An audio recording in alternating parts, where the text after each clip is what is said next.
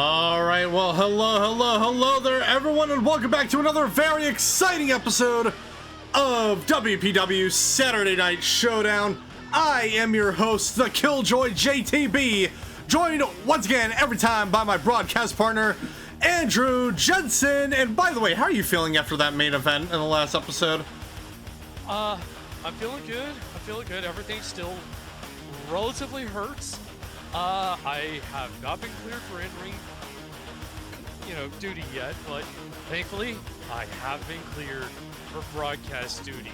Yes, I am back in the box. It feels good to be home. I miss my comfy chairs. Well, for what it's worth, I think you did marvelous out there in that match against Minuano. Who knows? Maybe there's an alternate universe out there where you actually won. I think I might have saw it for just a brief second, but that could have been the concussion talking. Probably. You should probably, obviously, continue to get that checked out in the coming weeks. Yeah, I'm still in protocol. Well, that's good to hear at the very least. But we got a very exciting episode here tonight. We are on the road for WPW Stand Your Ground with War Games action on the rise. Ladies and gentlemen, you have Ragnarok and the Four Horsemen.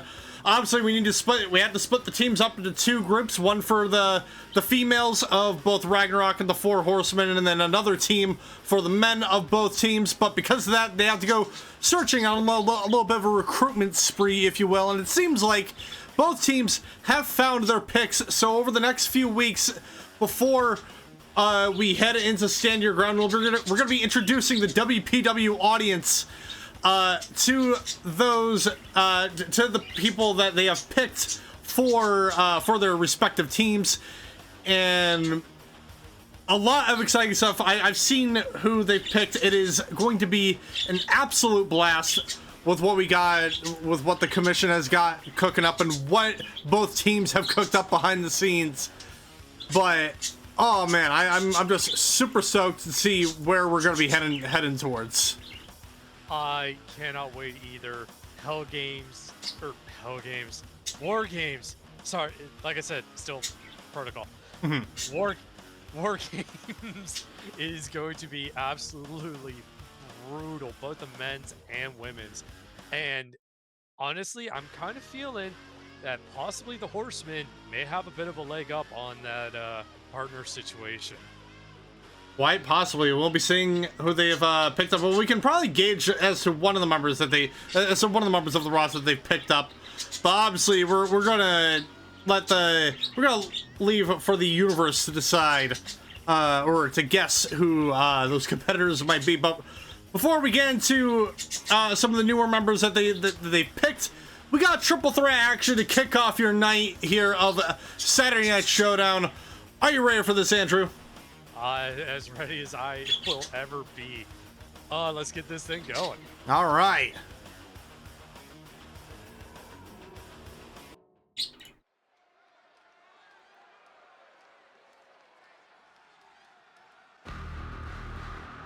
The following contest is a triple threat match scheduled for one fall. Introducing first,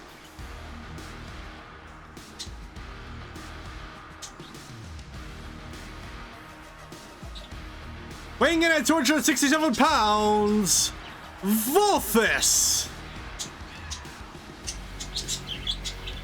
Here we have Valthus, one of the newcomers here in WPW. We have had the displeasure of seeing what is in that potato sack of his. Yes, we have, and I really hope it stays in the sack this time. Hopefully. But Valthus made an outstanding debut match against the Legend Incarnate Beowulf. We're going to see how he handles it tonight. He takes on two top competitors of the WPW roster in this triple threat match.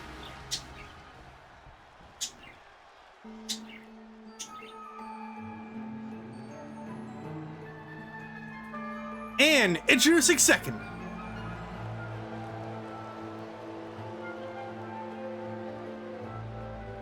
representing the Fangs of Vega, They are known as Saint Acid, Kalindar, Hatafi. Excuse me, Saint Acid? That's new. When did this come about? I guess we got some new information recently on Kalindar. It seems like they hail from the city of the Merrick trade port of Sardonia. Okay, I've not been around that area, but I hear it's lovely this time of year. I'm a little concerned whenever they have somebody named Saint Acid from there. I wouldn't worry about it too much, honestly. As long as they stay down there in the ring, I'm fine. I'm good. Yeah.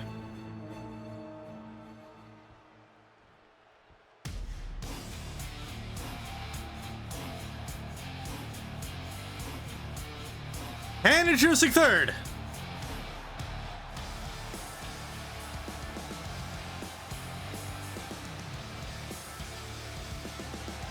Wrestling out of a land down under, he is the Marauder, Merrick, the Hunter.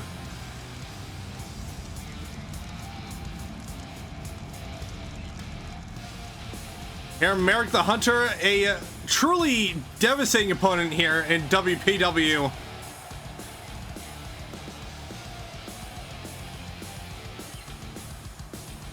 Been looking to build himself up in the standings as of late, and I think what better way to do that than by competing and possibly winning a nice triple threat match, no disqualifications, to kick off the night here in Saturday Night Showdown. One can only hope, and hopefully Merrick gets his wish and starts, getting the eyes of the commission.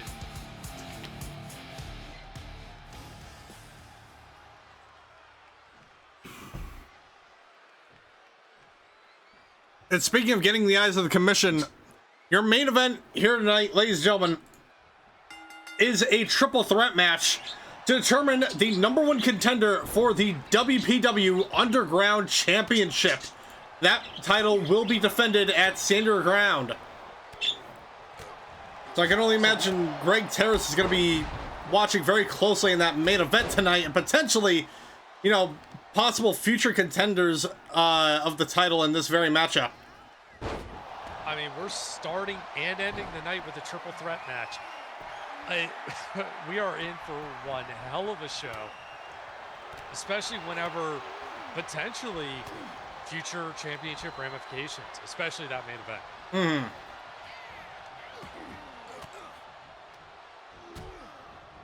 And speaking of exciting matchups for tonight, ladies and gentlemen, I believe it's a first ever for WPW. We have a Tornado Tag Team match in the women's division. We know one of the members of one of the tag teams is none other than Marisol Summercrest, one of the Four Horsemen. It looks like she'll be showing off who one of their picks are for the women's team, and seemingly I can only assume who they'll be facing for the women's side of Ragnarok. One can assume. There has been a lot of rumors and speculations floating around out there, but we will see. Oh my goodness! Valthus is throwing that baseball bat at Merrick, and obviously, ladies and gentlemen, there are no disqualifications in these triple threat matchups. Oh, big boot to Hatafi. And tweeting on social media, Fenrir saying, "So tell me, Beowulf, what has he told you? I'm sure you're wondering if Tyrion has the guts to tell you your fate." Who's Tyrion? I'm not familiar with the Tyrion in some of the lore I've been handed. It's not Lannister, is it? I hope not. Are the dragons coming? I would hope not. I mean, this isn't King's Landing, thankfully. Yeah. Oh, a big knee to the jaw to Merrick.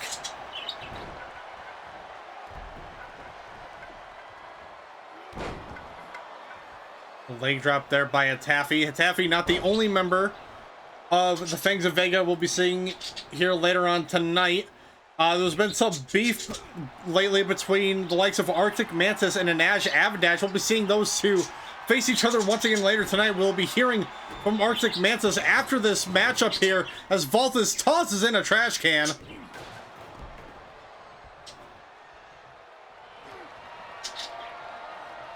Oh, Hatafi, Fireman's carry. Oh! Dropping him down onto the mat.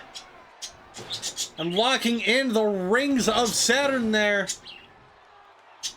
That was the like tears Merrick, of real quick to break it up. the tears of Hatafi locked in, but not enough.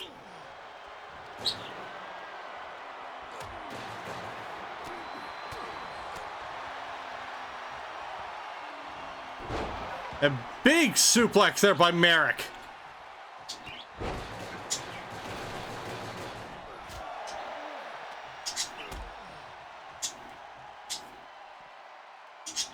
And another suplex, this time on the outside. Valthus had something planned with that trash can, but... And oh my god! Daredevil dive immediately by Hatafi. Did we check Hatafi for Fey influence? Because he just seemed to be all over the place there. I don't know if I want to... Oh my goodness. Valthus with that stop sign there, just wailing on Hatafi, but quickly grabbed by Merrick. Now Hatafi just almost seemingly directing traffic. Double suplex. But like many quick team-ups in these multi-man matchups, they're very short-lived.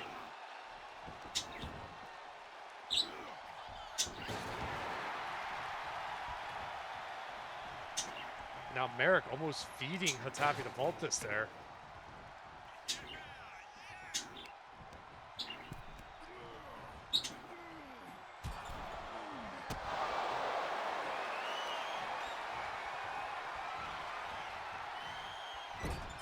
And oh!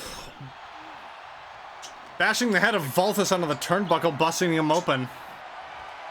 I think we got double blood. I think Valthus just went ahead and cracked Merrick open for his trouble.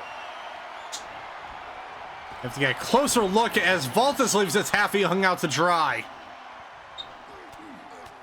And Katrina tweeting out social media saying, I enjoy my workplace a great deal tonight. It looks like it's going to be so much fun. I can't agree with her more. It is bound to be it's going to be quite the exciting show here tonight. Oh, hip toss there. Hatafi going for the pin. 1, 2, a kick out at 2. Bit of frustration there by Hatafi. Valthus going for another weapon. Kendo stick action.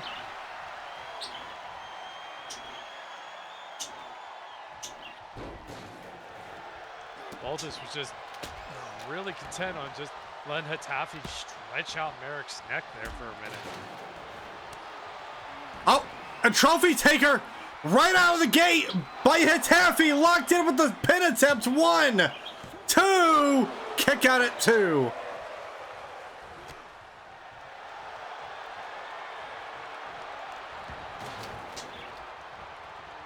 Attacking that wrist into another submission attempt there. Not enough though. And now another trophy taker, this time to Valthus once again. Going for the pin. 1, 2, kick out at 2.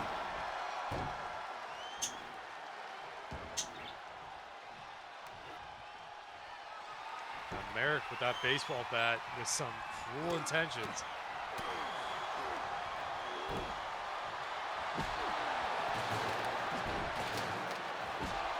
Wreaking havoc on Valthus and Hatafi with the baseball bat. And a spear by Valthus! Going for the cover. 1, 2, 3. And here is your winner, Valthus. I mean, Merrick was going yard with that thing. Just going deep with those swings. Oh. Yeah. Please not bag. No. Don't worry, we're in here, and it's out there. Yeah, I know, but snakes can get anywhere. I mean, they even got on planes. Yeah, but you know who? But you know who stopped that? Samuel L. Jackson. Exactly. But he's not here right now. No, he is not, and we have to worry about snakes. I'm sure Valthus has a tight leash on it. But regardless, an outstanding matchup there. Outstanding showing by Valthus once again, showing how they stand in multi-man matches. But now, next up, ladies and gentlemen, actually before we head into this matchup, we said earlier that we're gonna be getting another matchup between Arctic Mantis and Anaj Avendash. We're gonna hear from that Hunter of the Frozen North right now.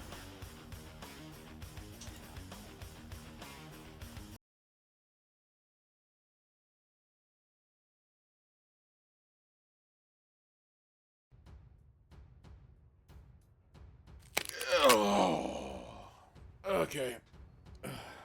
I will admit, there's biting more than I could chew, and then there's sticking a foot to my mouth. Luther, you put up a hell of a fight. If I were you, I would think twice about needing to stick around a den of liars, because your big man is what is. Twisting the narrative like a knife to the back. At this point, Anaj, let's just drop the pretense of who flew the first punch at who, whatever. Maybe we should just get to our asses back in the square circle and give the WPW fans a war they will never forget. What do you mean I'm fighting Anaj in the next episode? Okay. Ask and you shall receive. Alright, we'll have our match. But on one condition. You said you threw me off the scaffold just so I could be put back together, Nash. It might be the mask, but there's a small voice telling me that you aren't gonna hold back. And to that, I say leave your BGF healing crew at home if you catch my drift. Either we'll be walking back to the lockers on a good leg, or the crew is gonna bring out an ambulance. In the name of my departed brother, Qin. You will feel the power of the frozen tundra. The power of Arctic Mantis!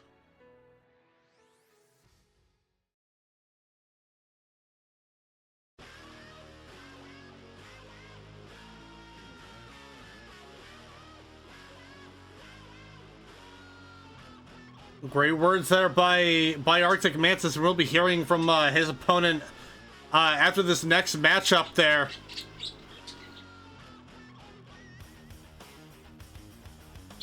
But it looks like things are getting pretty tense. Definitely.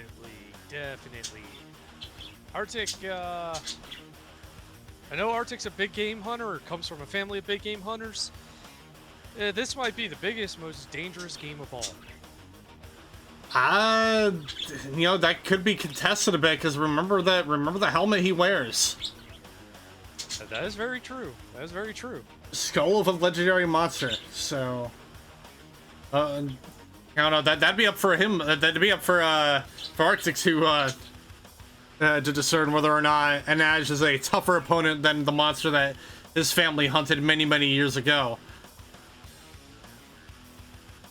But, ladies and gentlemen, in our next matchup, it is going to be the first in a series of what we're going to call War Games Revelations matches, where these matches will reveal the members for each team of Ragnarok and the Four Horsemen. Obviously, you know, we know the main suspects for both teams. We know Hell, we know Jacob Storm, and we know Fenrir for Ragnarok. And for the Four Horsemen, we know Marisol, we know Alma Valen, we know Minuano, and we know Sergeant Major Payne.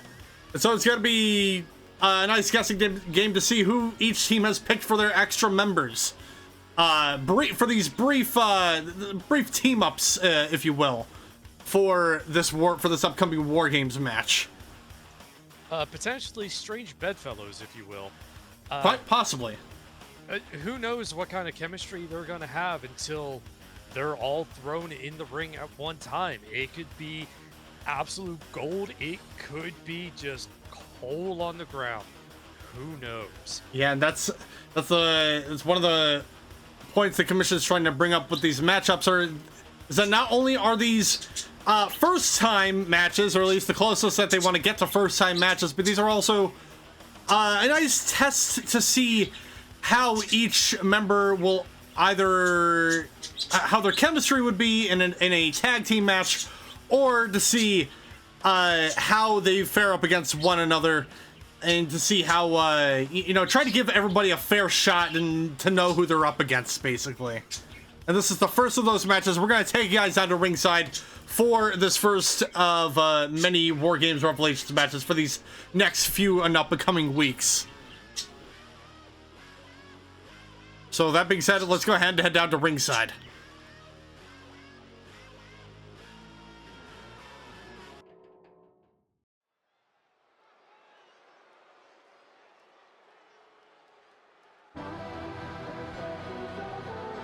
The following contest is a singles match set for one fall, and is the first of the War Games Revelations match for Ragnarok and the Four Horsemen. Introducing first,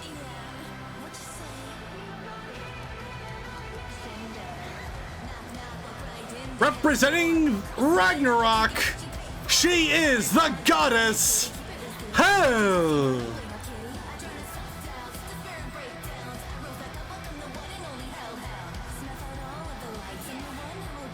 Lady of the Underworld is in the building, looking to, I don't know, maybe pick up a little bit of momentum for her faction here. Yeah, I mean, it's kind of just interesting to see how much they were able to, how much help and backup they were pick up over the past few weeks. But obviously, to their advantage or disadvantage, however you want to put it, the Four Horsemen have also picked up their new recruits at about the same amount of time.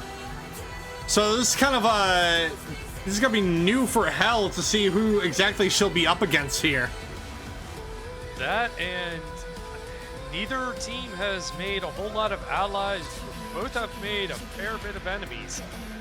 So it's interesting to see who has a bone to pick with which side.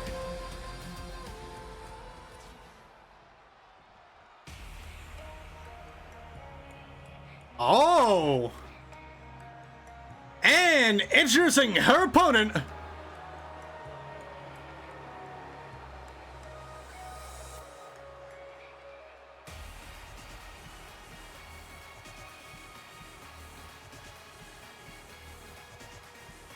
wrestling out of Kyoto, Japan, temporarily representing the Four Horsemen, she is the Rising Storm, Shreya.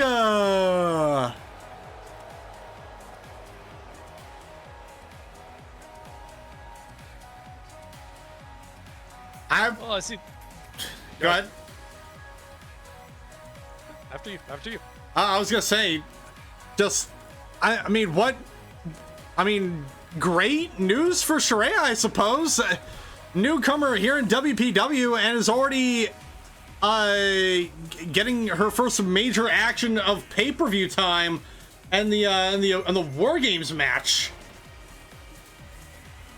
Not only that, but teaming on the champion's side, so maybe a potential favor in the works there. Quite possibly. But kind of surprising to see the Four Horsemen kind of dipping into the newcomer well there. Granted, under Payne's tutelage, we did see both Minwano and Alma rise to the top, and supposedly he's doing the same for Marisol. Mm-hmm. Maybe a little extra tutelage will we'll see this up and comer rise all the way to the top.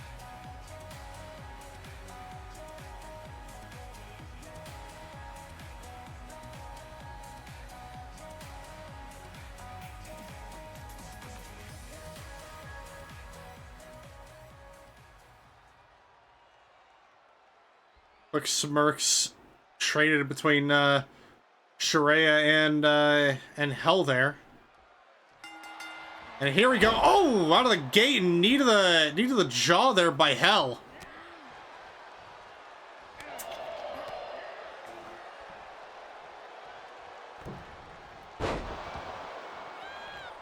A springboard DDT. Yeah, Hell wasting no time going for some of those fast, hard-hitting maneuvers. I'm gonna show Shreya why she's called the goddess.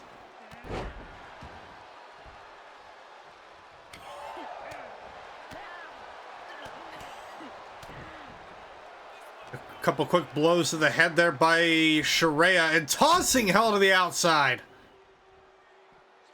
Shreya with that triple combo, just catching Hell off balance, even just for the slightest of seconds.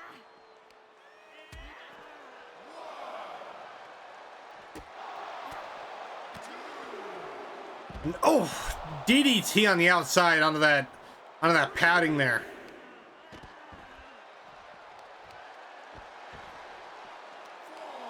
Ooh, and just raking both sides of the head against the boots and just laying into her.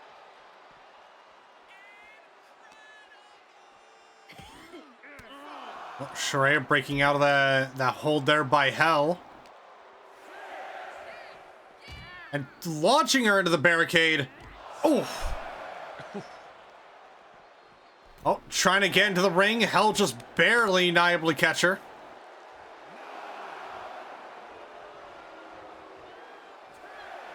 At the count of 10, Hell back in the ring. And a Pele kick there by Hell. And a face plant down in the middle of the mat. Oh, Shreya catching the leg. Dragon screw there. And for the cover, one. Kick out at one by Hell.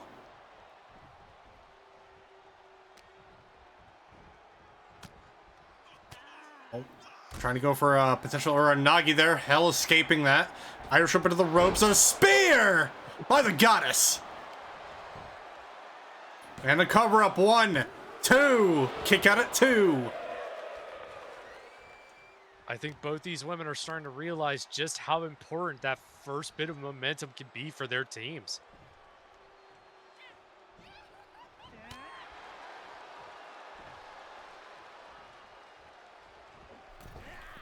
And oh, both knees across the back there.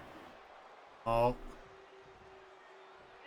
Oh, big kick to the jaw. Oh, walking across the, oh, went for the elbow drop, but Shreya right there to roll out of the way.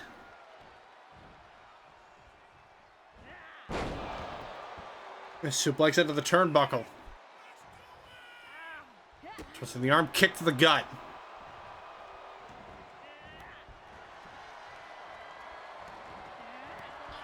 Now just stomping on those ankles, maybe trying to take a little bit of the vertical game out.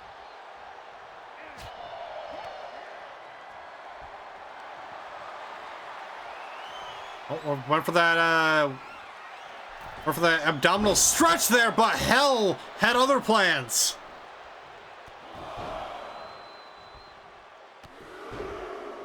A series of knees to the side of the head there. Shreya quick to get up to her feet, elbow to the jaw.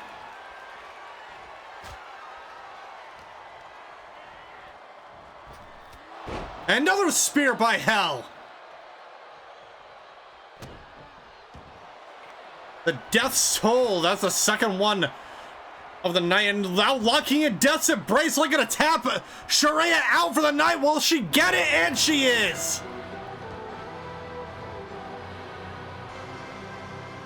And here is your winner, Hell.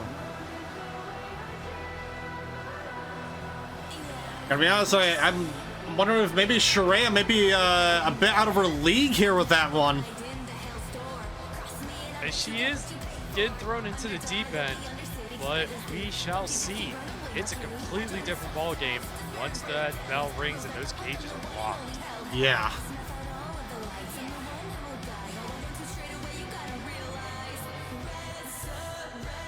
And to give a bit of a rundown as to the rules of War Games match. Obviously, we'll be seeing them before those two matches start come Stand Your Ground. But essentially, you will have 4 competitors. 2 of them will start in that cell. 2 members of, well, 1 member of both teams will start in that matchup, and through random intervals, the rest of the teams, basically, the rest of the members will be locked in their respective cages. There'll be 3 members of Ragnarok in their own cage, and 3 members of the Four Horsemen in another cage. And over time, that cage will eventually empty out, and all members of the team will converge in the War Games match, and it will start there. Like, the match technically does not officially start with just the first 2 members. It starts when all members of both teams are in that cell. And in order for the team to win, they either have to win via pinfall or submission, or one of the members of the War Games match will have to escape the cage. If any member of each team escapes the cage, that results in a loss for that respective team. So if a member of Ragnarok escapes the cage, that's a loss for Ragnarok and a win for the Four Horsemen.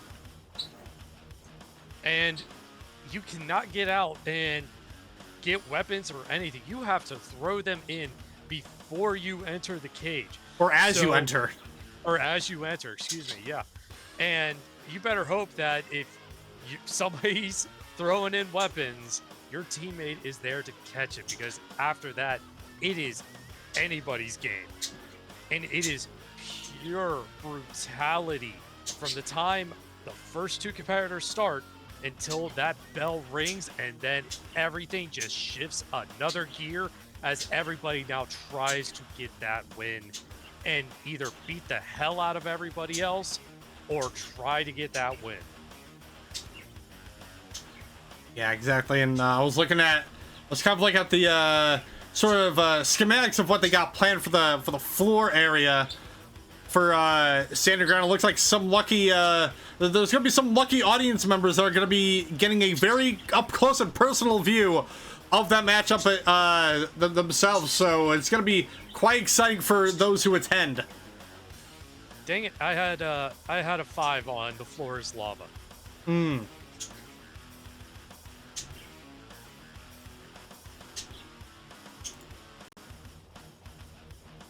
But yes, stand and deliver. Going to definitely stand and deliver. Yeah, very much so. And now we're going to be heading on into our next matchup here. We got Arctic Mantis and Anaj Avendash. But before we get into that, we're going to hear from the other competitor of this matchup. We're going to hear from one of the Fangs of Vega. We are going to hear from the Mountain, Anaj Avendash.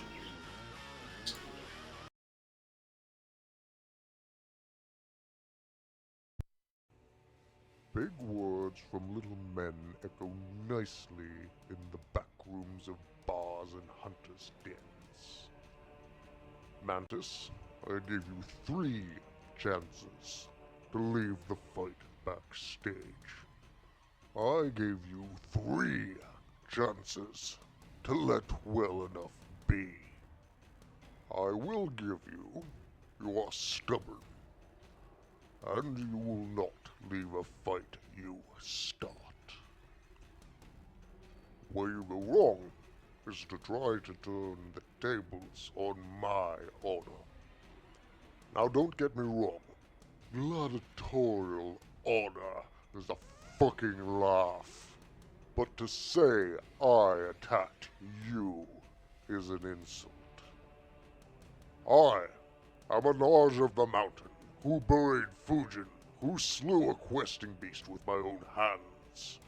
I who secured the Black Tree of Life from 3 armies with Bartholomew and Raijin.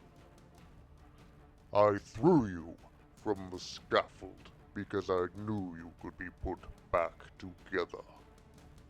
Just like you were put back together after your fight with Vega's hound Luther.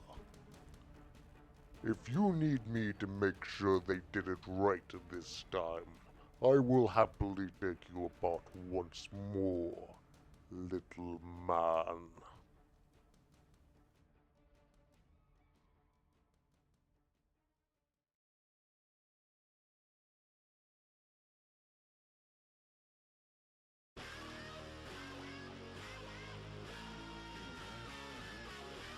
Anaj is quite an intimidating individual. Yeah, I mean, not just the sheer size, but his articulation and his way with words is just insane. Yeah. Also, wait, the man who buried food, is this the Fujin I'm thinking? Possibly? Maybe? Sure. I don't know. I haven't gotten over to that side of the wrestling world yet. Yeah. Secures the Black Tree of Life. Huh. I gotta... Sounds like some juicy journalistic opportunities there. I think it is.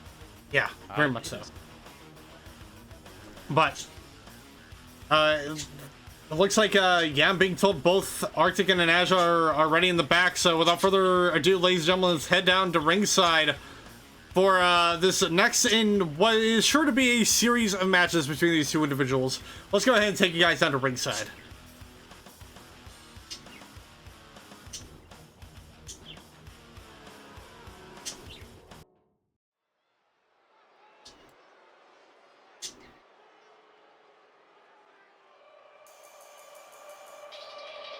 The following contest is a singles match scheduled for one fall.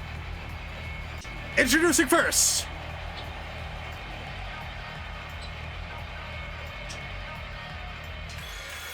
wrestling out of the frozen north, Arctic Mantis.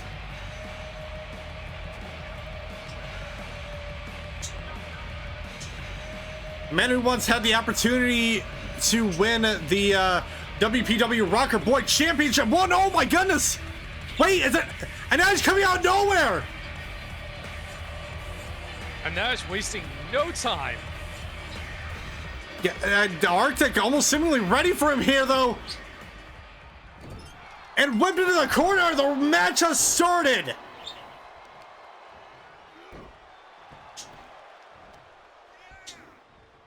Giving Arctic zero time to prepare.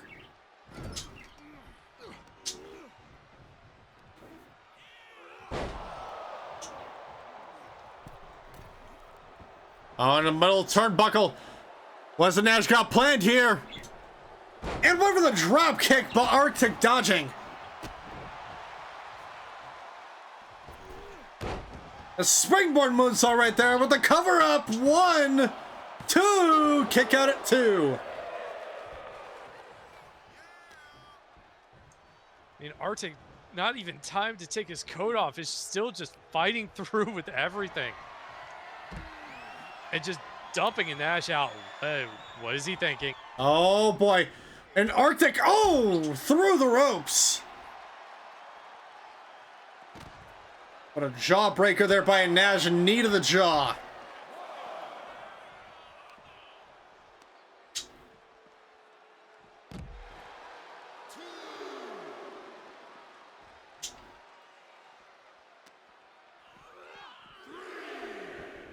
Rolled back into the ring.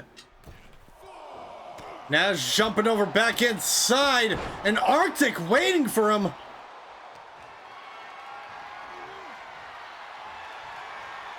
But lifting up the Mantis and Snake Eyes in the corner. Uh-oh, Nash looking for that elbow. Actually, no, I'm sorry, the flip.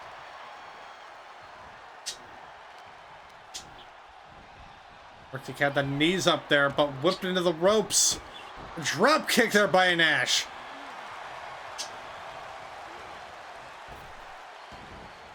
Drop kick, more like drop flip. Neck breaker by Mantis.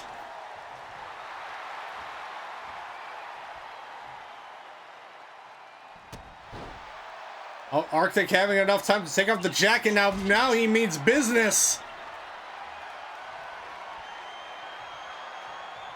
And oh my goodness, power bomb to the outside. All the way down. And Arctic just not laying up. Another hard slam with a leg drop. Dropping the knees across the chest there.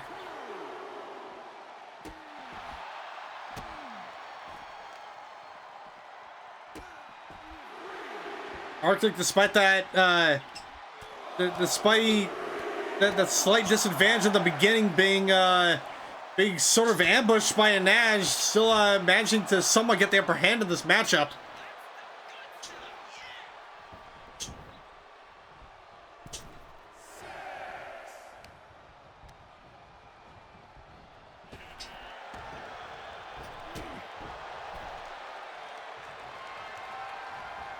Anaj with that flip knee. I don't even know what you would call that. Whoa! Oof. Takedown though by Anaj.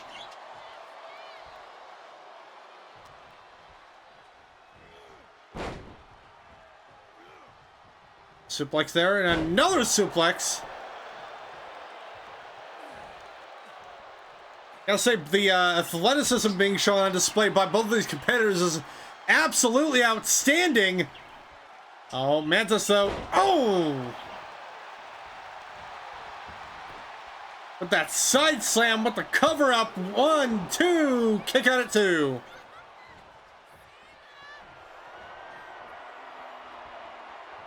Oh. And Mantis here.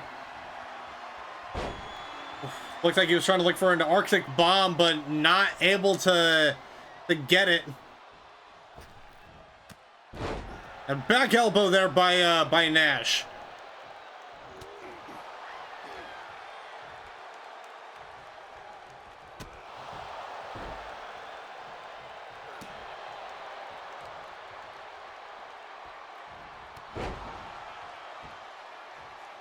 He does Knee shots to the head. I mean, thankfully that helmet is very sturdy, or we'd have problems. Yeah. Oh. Under the mountain there by Anaj with a cover up 2. Kick out at 2.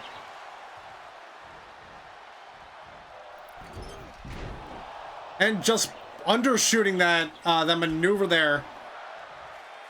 Anaj with being a little too eager.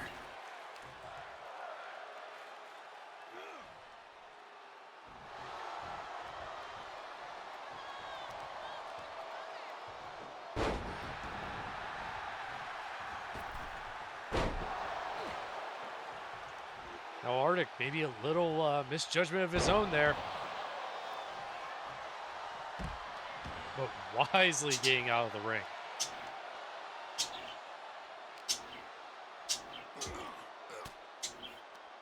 Oh, knees to the, or elbows to the stomach there on the outside. Arctic though lifting up Anaj, dropping him on the apron.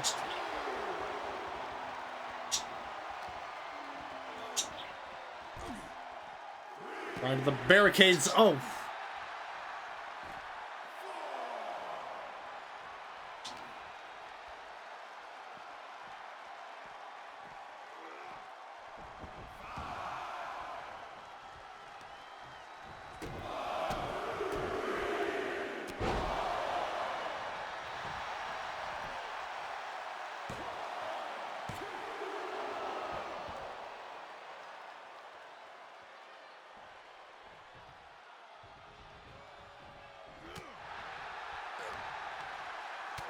Oh, headbutt shot to Anaj, and it looks like he busted him open. A springboard moonsault there across the body of Arctic. Going for the cover now. 1, 2. Kick out at 2. Even Anaj isn't sure how that one was only a 2 count.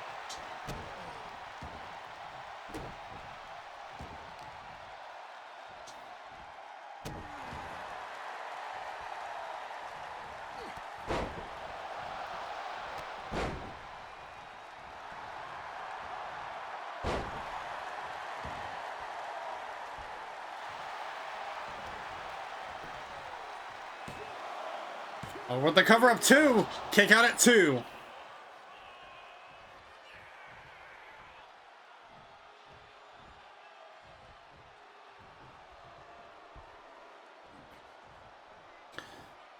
And Arctic staying up with another white noise. Onto Anaj, going for the cover. That could be it for the Mountain. 2, 3.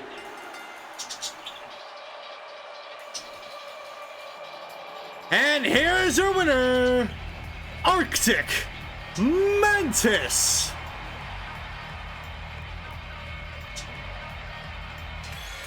Something tells me this not-so-friendly rivalry is going to be over anytime soon. A great win for Arctic, but Anaj might not be the one to let bygones be bygones. Absolutely not. Arctic may have gotten one up on Anaj tonight, but you know, who's to say what else could happen in the near future? I think we only merely got a taste of what's to come.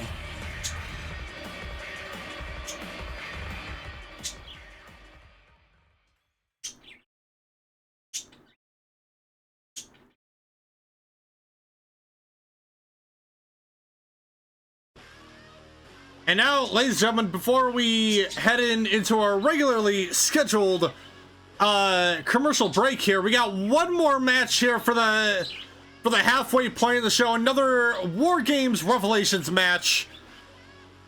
And this time we're going to be seeing I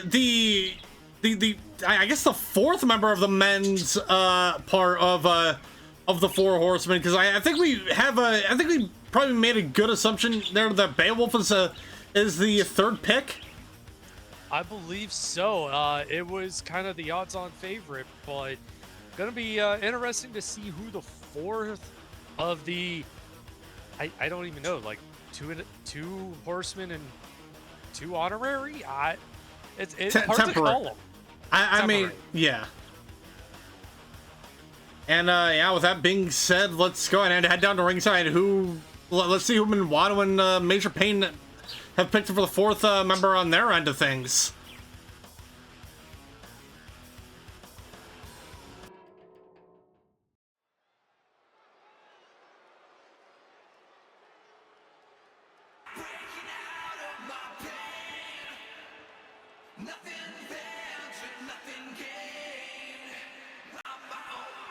The following contest is a singles match scheduled for one fall and is a War Games Revelations match.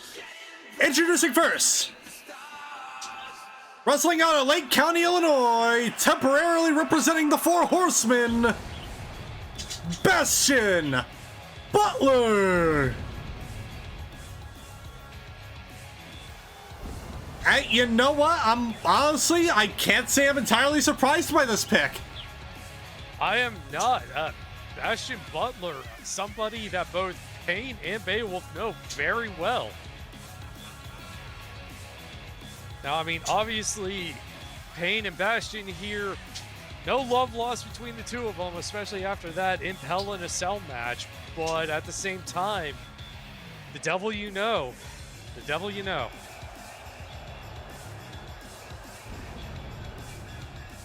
And it'll be interesting to see how Butler fares up against the members of Ragnarok.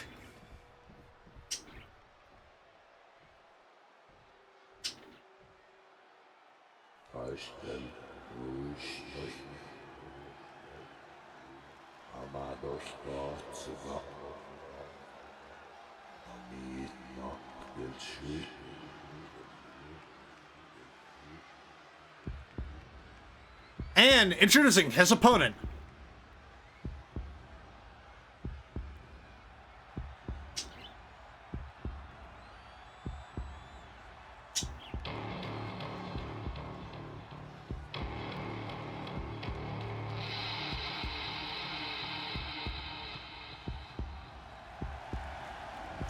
Representing Ragnarok, he is the Demon Jacob Storm.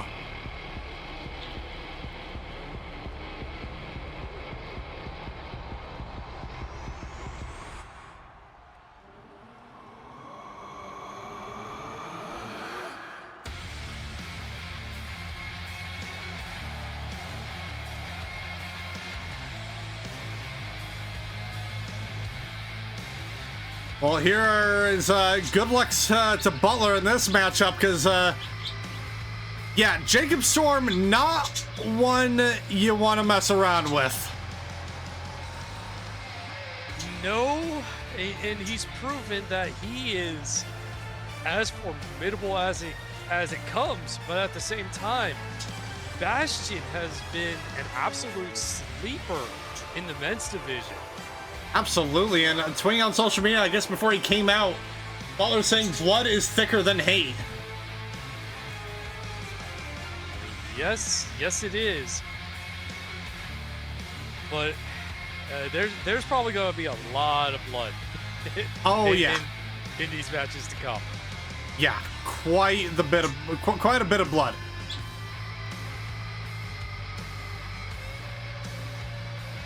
Obviously, we've been seeing Jacob Storm and Hell make a tear in the tag team space.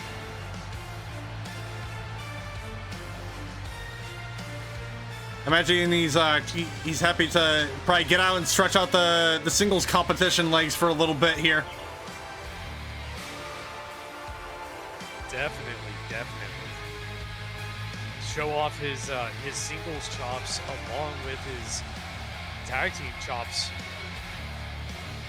But at the same time, like we said, he is as formidable as it comes as a solo act. So definitely a chance for him to kind of let loose tonight.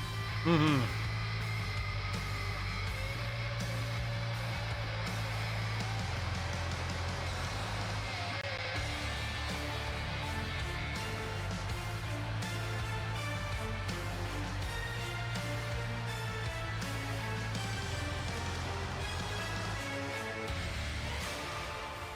And tweeting on social media, Hell saying, remember Damon or Demon, don't break this one, at least not too badly. And we don't want to have an injury before the War Games match, and immediately out of the gate, Sling Blade by Jacob Storm. You know, I also just realized here we are with the revelation of this, with Bastard Butler being the fourth member of at least the men's side of the Four Horsemen. We are gonna be getting a brief reunion of the Bad Batch. That is right. 3 of the original members of the Bad Batch teaming up for essentially one night only. And so if you followed that crew since their inception, I imagine you're quite excited for this matchup. I very much am. Oh, quick pin attempt here. 1, 2. Ooh, only 1. Drop kick on the knees, not enough to put him away. But yes, the history of the Batch going back a few years. The rise and fall of an absolute infamous faction. Might be looking to get their names back out there again in the future. Who knows? Only time will tell, and we have Butler still trying to hold his own here against Jacob Storm. I believe this may also be a first-time matchup between these two. I'm sure if I can probably see if I can find go through my records here. But also a bit of a clash of styles. Jacob, a bit of a high flyer, fast mover. Bastion, little slower, almost brutal, like bruiser. Yeah, absolute powerhouse with this one. Now, Spine Buster.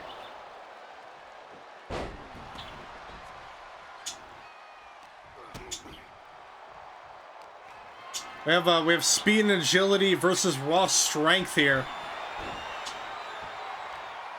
As Bastion leaves Jacob hung out to dry, and now attacking the arm.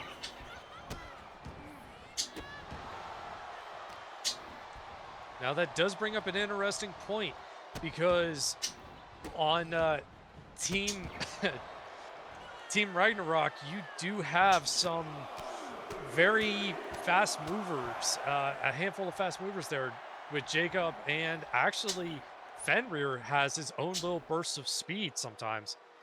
But then at the same time, on Four Horsemen, you have bruisers and battlers with Manwano and his agility just being able to catch you by surprise. So it's going to be interesting to see. Yeah, it should be. I can only assume it's going to be quite a, you know, at the risk of sounding like a broken record, a chaotic matchup. Once Stand Your Ground hits everyone's screens. And both the competitors on the outside, rolling Jacob back in the ring now.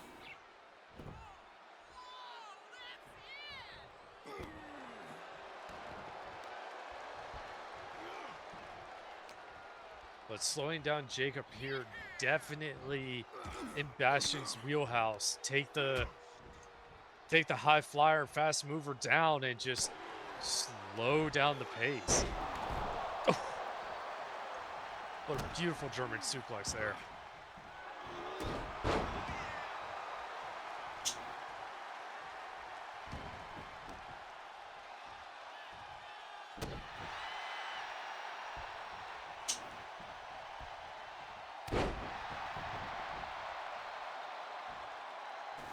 Jacob getting Bastion back up to his feet once again. Oh, Balor able to escape.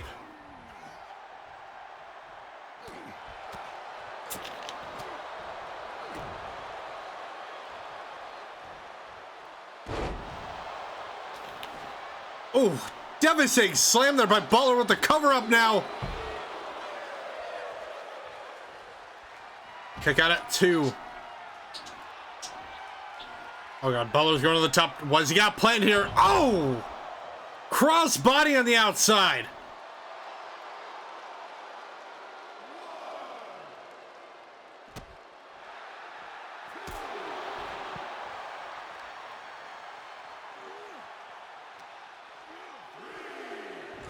Oh, launching Balor into those barricades now. And Jacob just putting on the hurt.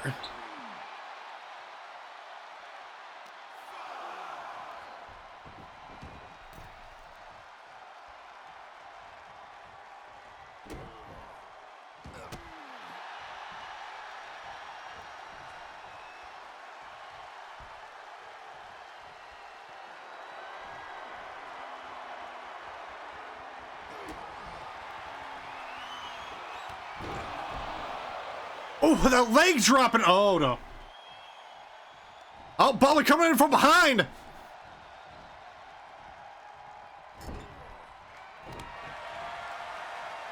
Looks like Jacob able to quickly put odds back into his favor there. Now with the cover up once again. 1, 2. Kick out at 2. That little trick with the lights, a brief stay of execution for Bastion. Managed to just buy him a few seconds, but just the flurry of blows, and now just the back and forth between these two men. Well, Oh. Man and Creep. Oof. Kick right across the face. Jacob back up to his feet now. Now choking the life out of Butler there. Oh boy. Jacob looking to possibly finish things off here. Oh, with frostbite. Here we go with the cover. Kick out at 2.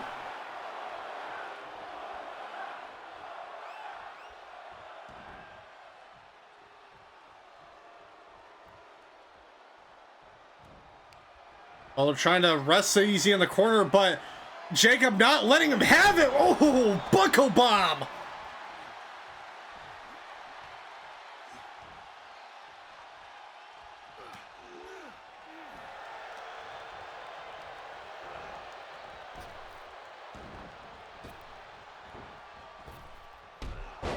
Big boot there to Jacob. Dragging Demon in the corner there. Oh, Storm able to reverse it. Whipped into the ropes here. Ooh, kick to the gut.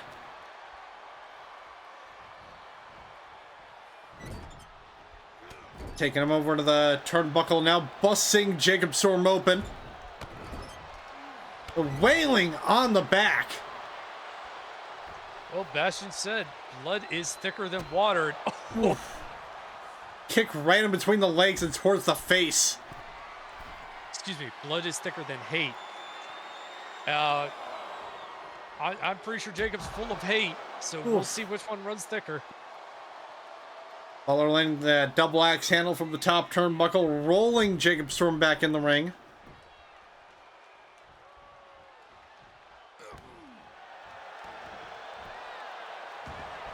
And with the cover up now, 1, 2, kick out at 2.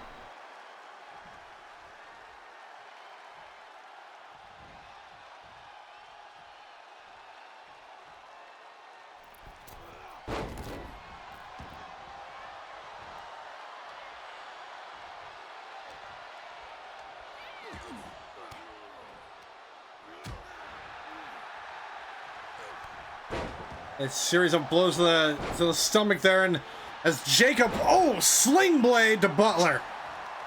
And we're the cover up once again, 1, 2, kick out at 2. Butler just barely managing to stay alive. He's doing everything in his power to just to stay in this thing.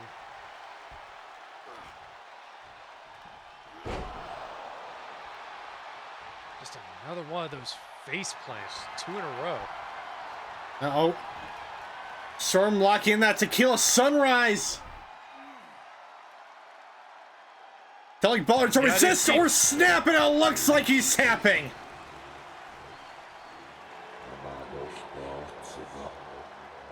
And here is your winner, the Demon, Jacob Storm.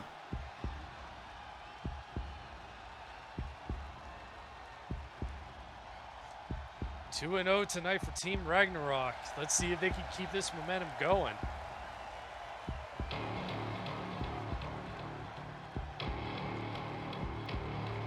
Because right after this matchup here, ladies and gentlemen, we have ourselves another Revelations match. Tag team action.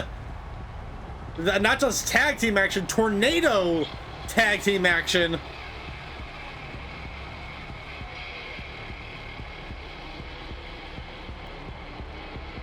And that matchup here, and the matchup there, ladies and gentlemen, that'll be coming to you next after these commercial messages.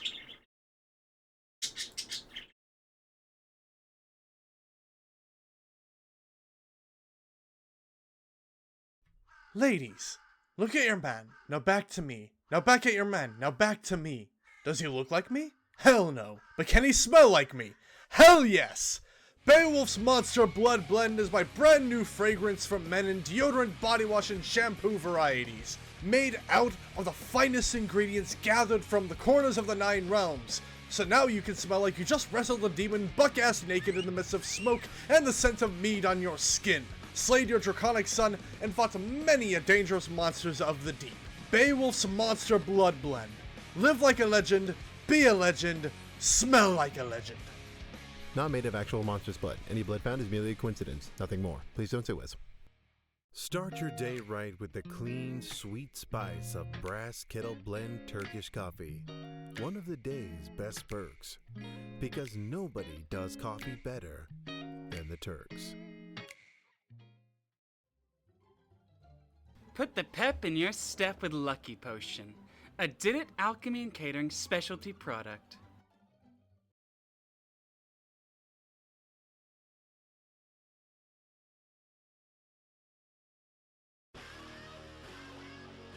And not only that, but ladies and gentlemen, we also like to thank Magitech Madness for providing us with all of our equipment needs that we, all the stuff that we need to, put the show together, make sure the ring's reinforced for any hoss fights that may occur, or, all the random weapons you may see underneath the ring, and wherever else you may find them. It's kind of up in the air at this point what you can normally see underneath the ring these days. But regardless, we'd like to thank Magitech Madness for supplying us with all of the Saturday Night Showdown equipment. So, for all your magical and tactical needs, get Match Tech Madness. And to top it all off, ladies and gentlemen, we also got to thank our main benefactors of the show, the Matsumoto crime family. Family. You know, making sure everyone's paid.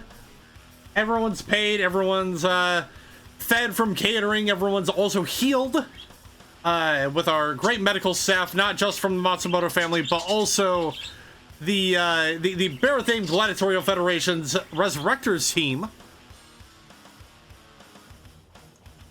I would just like to make it known that that I do not share JTB's feelings about our generous benefactors. We thank them, and we appreciate everything they do.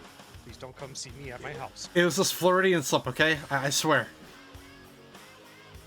Is that what? Is that a laser on your shirt? I'm gonna duck behind here right quick.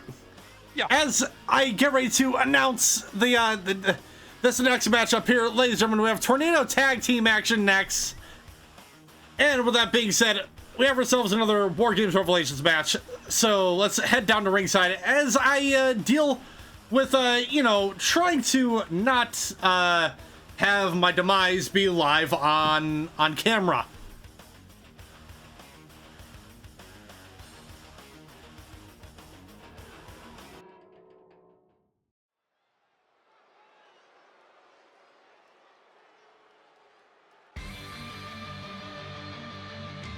The following contest is a Tornado Tag Team match scheduled for one fall. It is a War Games Revelations match. Introducing first,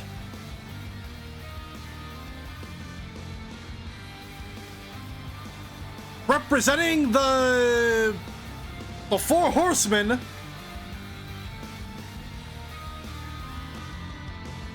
she is the Goliath Monk, Marisol Summercrest.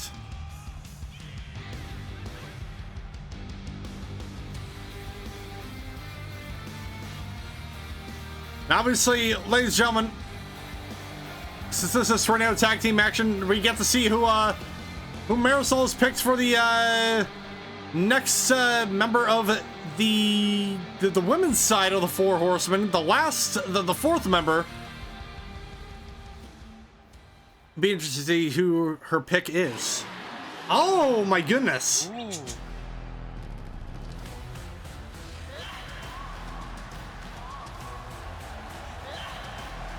And introducing her tag team partner, temporarily representing the Four Horsemen, she is the Warrior Princess, Atiana Quincy. So it seems like the overall theme with the Four Horsemen is picking up the new blood for WPW. Well, what better way to make a statement than joining up with the Horsemen and just going into essentially two different main event, a main event caliber match. Yeah, and I didn't want to get the men's confused. Now we get to see who Ragnarok has picked for their next two members. Wait a minute.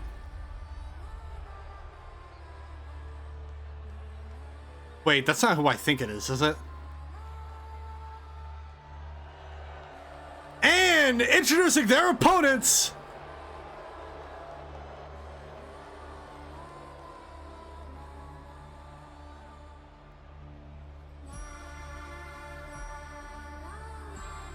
wrestling out of World Domination Wrestling, the tag team of Lasheen and Marana, the Hex Girls.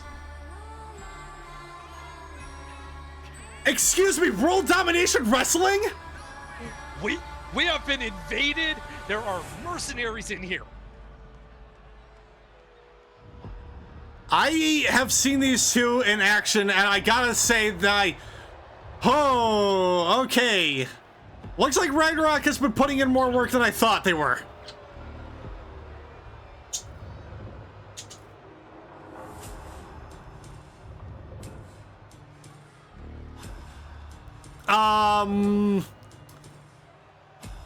All right then. So I'm just gonna go on and win. Then I'm probably gonna say it right now. I think the Four Horsemen may be at a slight disadvantage here, because while I see the idea of the Four Horsemen picking out, you know, fresh blood and trying to see how they would you know, work in a main event setting, Ragnarok, it seems, is going for the rule of veterans.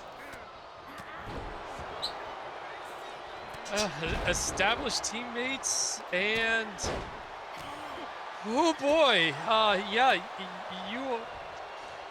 I'm at a loss for words here. I really. I know the obvious. I know there's someone out there going, well, I mean, technically Butler's been around in the wrestling biz for a little bit now, but he is still considered new blood here in WPW. Oh no. And tweeting on social media with Keth Gina saying, so who would like to become a warlock? I offer protection and the ability to blast things to less than dust. And also saying, so 2 crazy eldritch female dogs. Well then, time to up my security. Never did like tall eldritch things. And then Fenrir, I guess just before the Hex Scrolls came out, saying, as you could have guessed, we had a few friends in WPW. We asked our friends from WDW. Oh yeah, we had a few friends in WPW, so we asked our friends from WDW instead. Enjoy, ladies. And it's no secret that Fenrir and Hell were in WDW for about a year while WPW was on hiatus. But, well, I mean, I can respect what the Four Horsemen did by keeping it within the company. I cannot say that I am a fan of what Ragnarok did going outside, but at the same time, there was probably no stipulation in the paperwork. So, kudos, I guess? Yeah, and oof. Atiana just laying the beat down on, I think the one in red is, I want to say that's Marana, and that's Lasheen in the robe? Oh, let me get my notes here for a minute. Yeah, Avian, yeah, can you give me the notes for a quick minute here? Let's see, let me see, no, the robed lady is Marana, the girl in red is Lasheen. Well, Lasheen and Murata, welcome to WPW. Yeah, if only for a brief moment. Also, I gotta point out the size difference between both these teams. Like, Lasheen and Marana kind of tower over Atiana and Marisol a bit. Just a hair. I mean, we are almost seeing shades of the men's side where actually I'm pretty sure Payne is the smaller of the 4.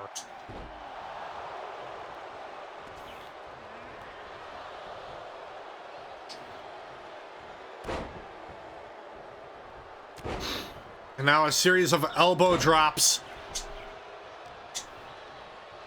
Series of elbow drops there from Lasheen.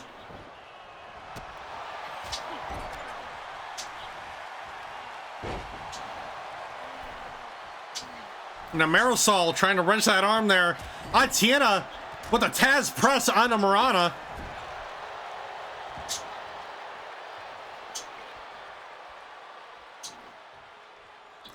Well, what's interesting to know is that I also heard through the grapevine that well, more specifically, Fenrir and Hell didn't have too many friends over in WDW during their tenure there, so it's kind of interesting to see what strings they had to pull in order to get these two to join them, if only for this brief for a brief moment. Well, I mean, who knows? In the near future, we could be seeing some more lines getting blurred here. I wouldn't be surprised if we see WPW on WDW and vice versa. I mean, it wouldn't be the first time. We did have a crossover pay-per-view a couple of years ago in the form of Collision Course. We did.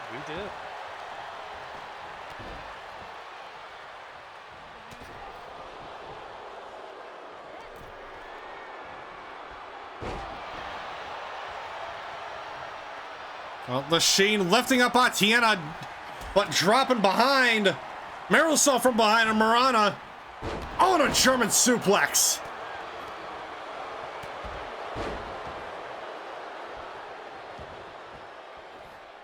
Oh, Lachine undoing that turnbuckle pad. And I was just Atiana wailing on the midsection there. Just a beautiful double leg takedown and just beating the ever-loving crap out of the midsection there.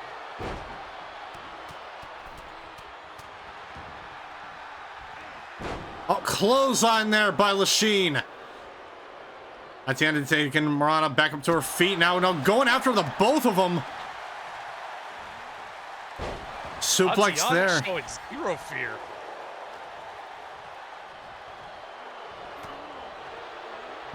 I mean, I would assume to be a warrior princess, you gotta show that bravery, that ferocity. And I believe she is showing that in spades here tonight. Absolutely. And Marisol fighting with a absolute chip on her shoulder. I don't know if Payne's Tutelage is bringing something out in her or what, but there has just been a renewed fire. Oh, on a cutter by Marana.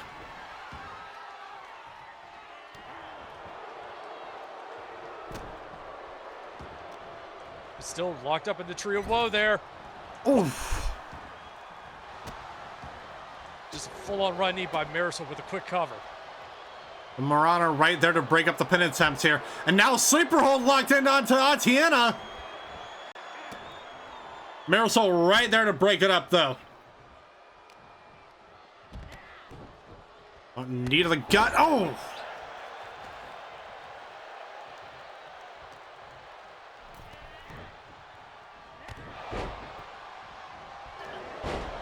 Lariat there by Marisol going after Marana now. Oh my goodness!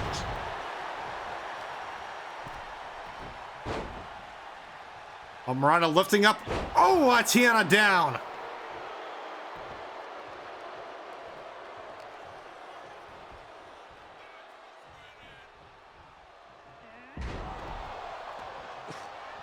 And an Alabama slam there. But what we got here? Oof. Reverse suplex on Marisol. Looking for a devastating maneuver here to Atiana.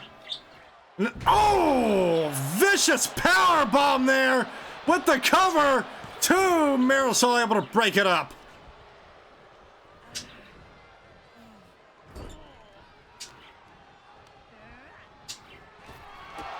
And a big boot by Lachine. What a double pin attempt by both these competitors. And oh, double kick out at 2. Oof. That would have been a absolute statement piece of a double pin or a double pin. Yeah. Oh my goodness. Oh. I'm still in shock.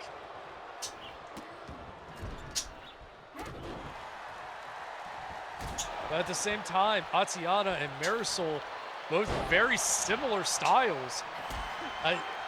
Almost the two of them on the same wavelength here. Oh, Atiana trying to sneak a pin here too. Oh, to kick out at 2 though. Another devastating powerbomb by Marana to Marisol. 2, Atiana there to break it up.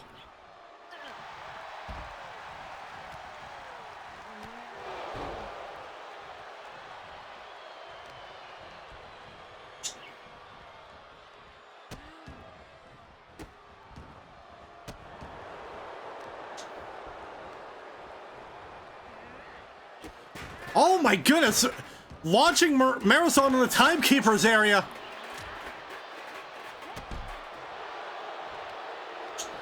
As Marana just continuing to the assault on Atiana in the middle of the ring there. And Marisol just getting blasted into the barricades. Oh my goodness! Oh, submission attempt locked in. Lachine quickly able to break up that submission attempt. Giving Marisol some time to recover on the outside. But the stare down. Ooh.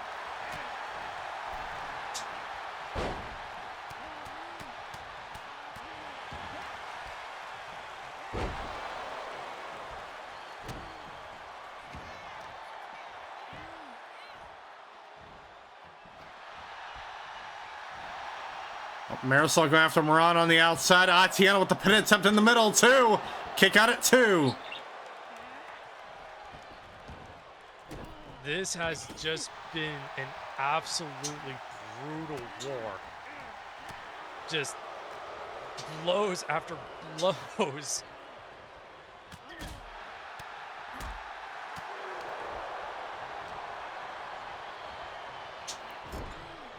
In the corner goes Marisol. Lachine launching Atiana over the ropes.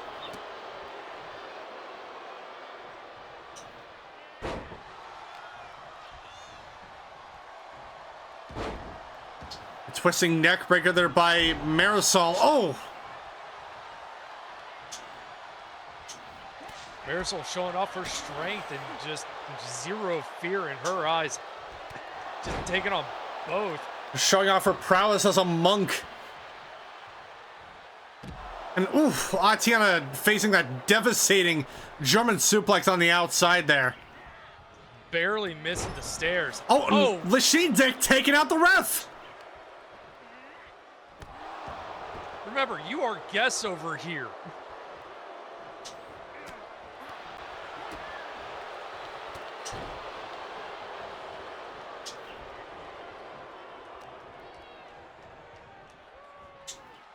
Another twisting neck breaker there by Marisol. Marana continuing to go after Marisol there with Atiana with that submission attempt locked in on Lachine.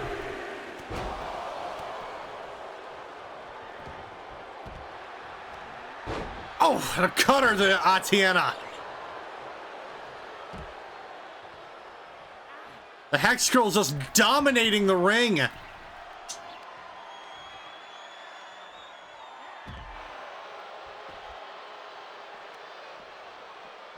The Hex Girls just showing everybody why they got invited to join Ragnarok. Oof. As much as I want to root for the Four Horsemen, it's not looking good. Yeah. Lachine locking in that stretch muffler onto Atiana on the outside. Marisol trying to get the upper hand here, knocking out Marana for a brief moment. Lachine darting towards her, but tasting that clothesline in the middle. Oh. Looks like she might have caught the corner of the barricade there on coming down. Oh my goodness, half on the concrete there though. Marisol showing zero mercy. Oh, another side slam there on the outside. Atiana getting the upper hand on Marana on the inside.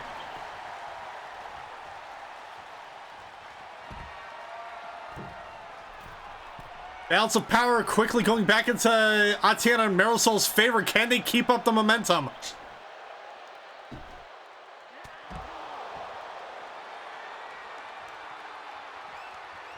Oh, was Marisol got planned for Lachine. Oh, leg drop across the back, but Marana right there at that clothesline.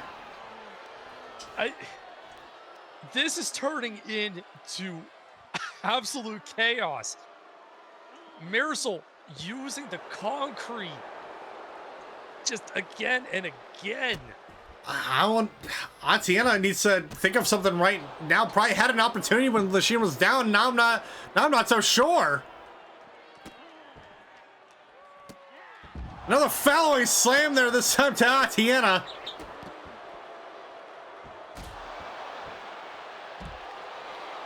And Marana looking to finish things up with Marisol there, but Lachine having other plans. Softening up the neck there.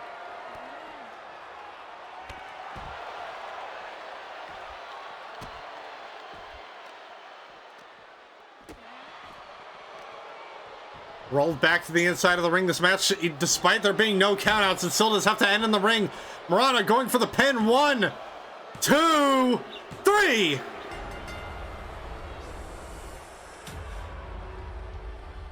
And here are your winners. The team up of Lachine and Murata, the Hex Girls.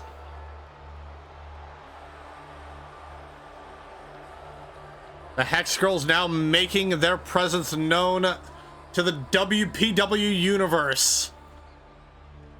Things are not looking good for the Four Horsemen if they've gotten 3-0. Well, 3 in the win column for Ragnarok at the very least. 3-0 tonight, and the Hex Girls with an emphatic statement tonight. Yeah. Oh my goodness. Oh boy. Now, I know these results may seem pretty dire to most of the universe out there, but the only results that matter are the results come Stand Your Ground.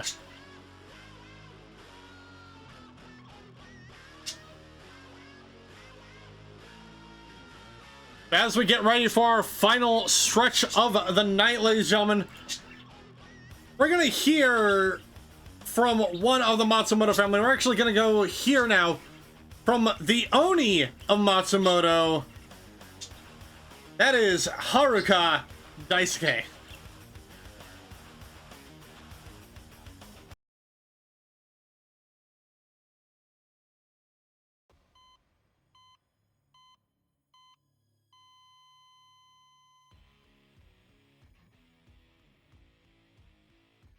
When you hire someone to do a job, you ensure the necessities. Their background, their effectiveness of their prior job experience, their last employer, their insurance record, etc. But when you are raised to be the best soldier money can make, there are 0 questions asked. Lady Hana Matsumoto brought me into WPW for a simple job. Ensure the respect of her name and team. The Matsumoto family had held the Synthwave title, and I have yet to taste defeat. I am the Oni of Matsumoto, Haruka Daisuke. No one is more feared than I, not even the Corpo Boogeyman himself. For I guarantee results, and I guarantee this. The slaughterhouse has held all corners, and no one has left alive against me. They think themselves special either as a primordial, as a clown, or because their power comes from magic or a syringe. A syringe doesn't teach talent. Magic doesn't ensure the ability of using one's body effectively. Being a clown doesn't mean you'll always be entertaining. Being a primordial doesn't assure you're indomitable. Just means you're put to the fucking test. My question for the rest of the roster outside the family: who the fuck are you to stand in my way of assuring a guarantee of my damn job? You step to me, you'll be slaughtered like everyone else, and no one will survive. Technical, high flyer, entertainer, monster, none. Your life is P-O-D. In WPW, the only guarantees are simple. The House of Matsumoto will reign supreme, and no one leaves the slaughterhouse not alive. So, who's next?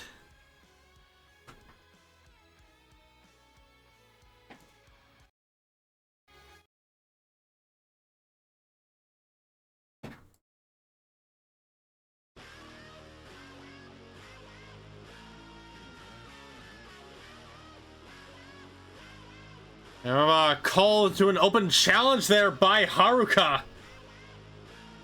Seeing who's gonna be next to take on the Oni. And the Oni, I mean Haruka. Yeah, we're gonna need to figure out a way to differentiate our two Onis. Yeah.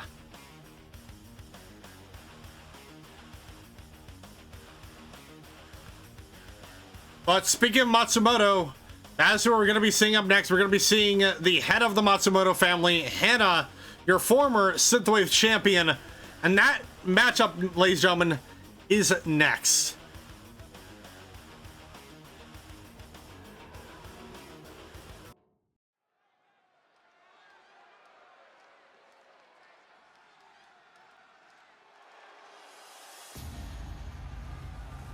The following contest is a singles match set for one fall.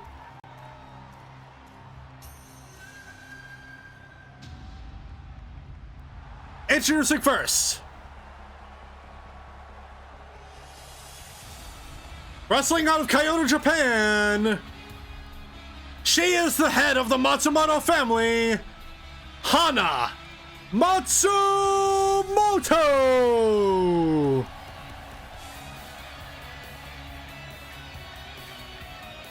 And here she is, your former Synthwave champion. Speaking of Synthwave champions, we'll be seeing Reid up next in your penultimate matchup of the night.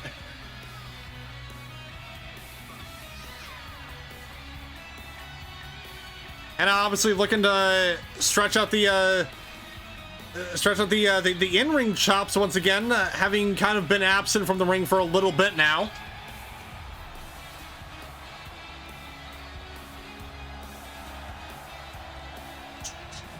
I guess tweeting on social media, you have Fenrir saying, "Pity," and here I thought the Horsemen would be a challenge. I assume that's obviously in response to the Hex Girls' victory over Marisol and Atiana earlier. I believe so. Just.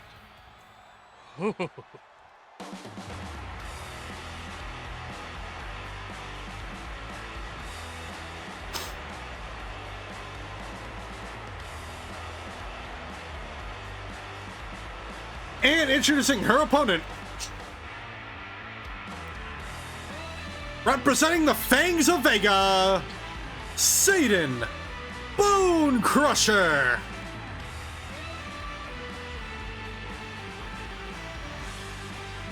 This is the, actually, now that I think about it, we have all 4 members of the Fangs of Vega in action here tonight.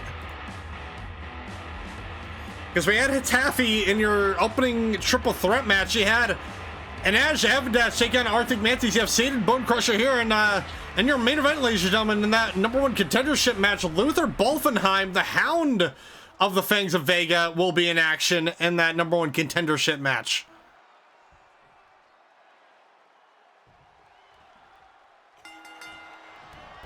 And oh, immediately out of the gate, clotheslined by Sayden.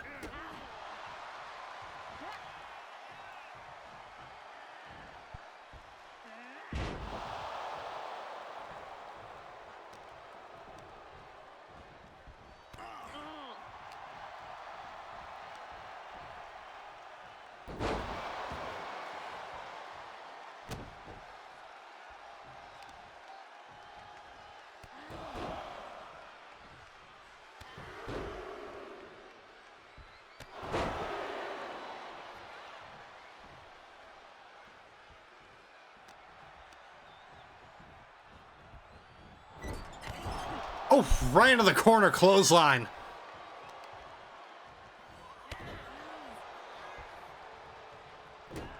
Just attacking that lower body there for a bit.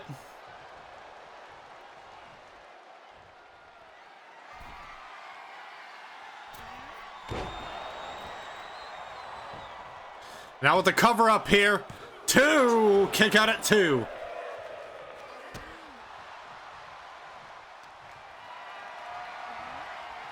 Well, lifting up Sayden now, leaving her hung out to dry.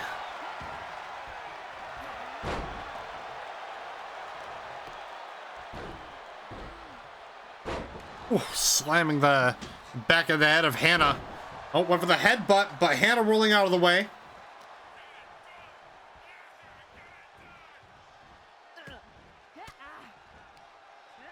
Andrew, you still there? I am sorry.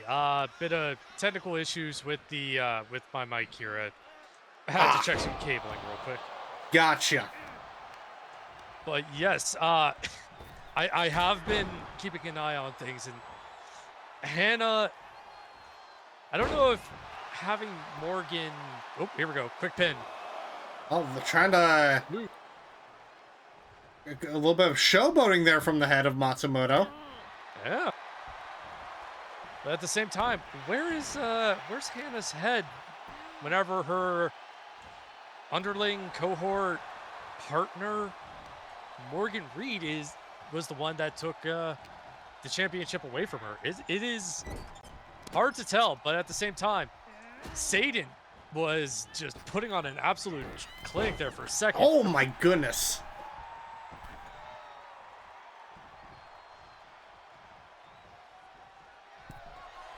Oh, Hana going to the top turnbuckle though. Oh, crossbody to the outside.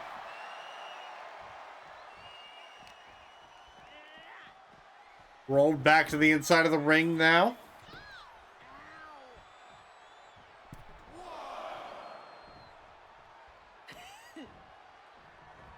Back, staying back up to her feet, but a swift strike to the jaw.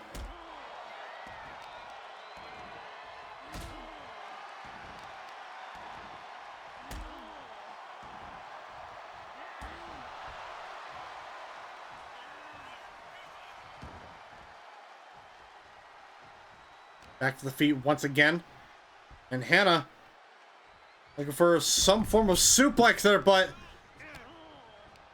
Sayden reversing. Same with the float over, just held up in the air just slightly too long.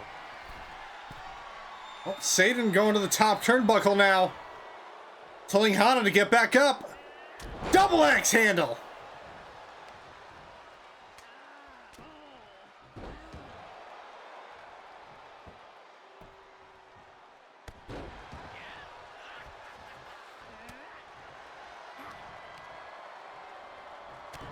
Oh, almost back down to the mat, followed up with a leg drop. Just continuing to slam her head down to the mat. Oh, neck crank there.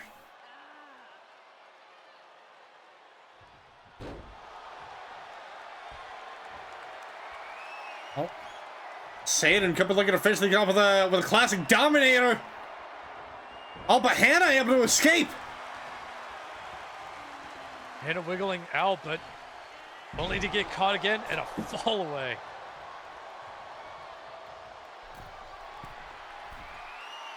Now Sayden, oh, diving elbow.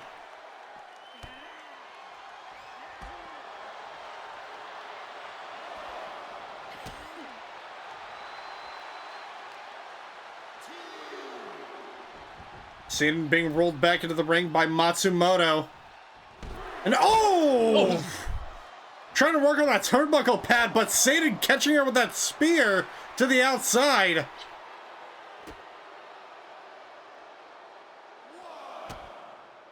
Absolutely devastating.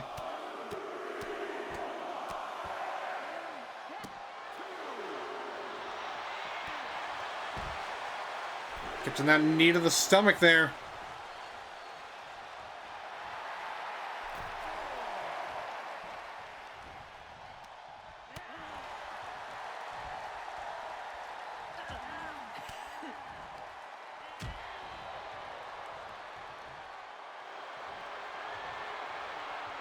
Going for the bear hug now. Now looking to make Hana tap out. But Hana looks like able to escape it. Just by a thread. Those ear claps absolutely devastating to one's equilibrium. Oh. That suplex maybe just buying Sayden just a few seconds of rest, but going top rope and dropping the elbow. Yeah. Now with the cover. 1, 2. Kick out at 2.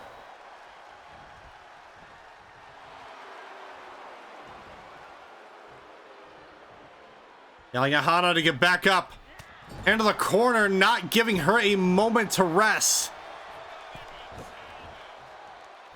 And dropping her down to the mat.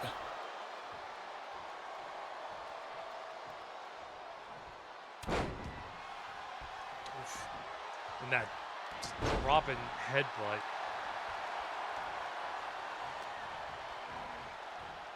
And oh, side slam there by Hana.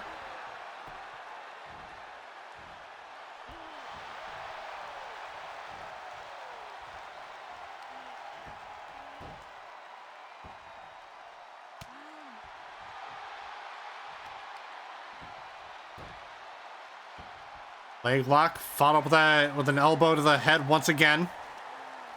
Could be looking for a third one now. Well, third time's the charm.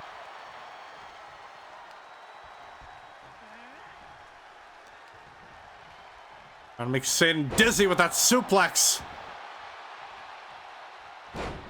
And that knee drop. Now with the cover. One. Oh, kick out at one.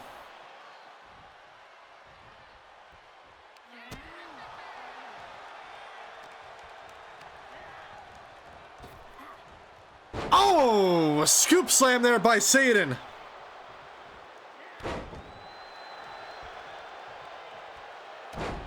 Headbutt you to Hana coming down. Now going to the top turnbuckle was Sayden got planned here. And a leg drop to Hana. Cover up now. 1, 2. Kick out at 2. Sayden with just that flying leg drop. Just take the wind fully out of you. Yeah.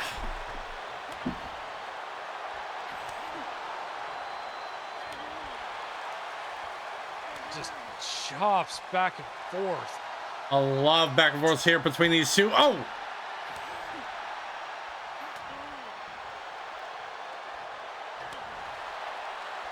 More back and forth between these two. Hana getting upper hand. Sayden back now. Oh, followed up with a big boo.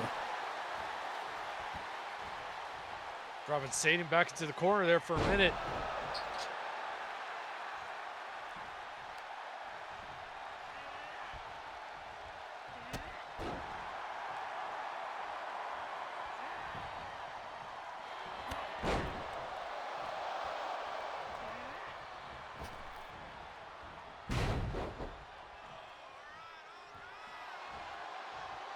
Oh, spine buster.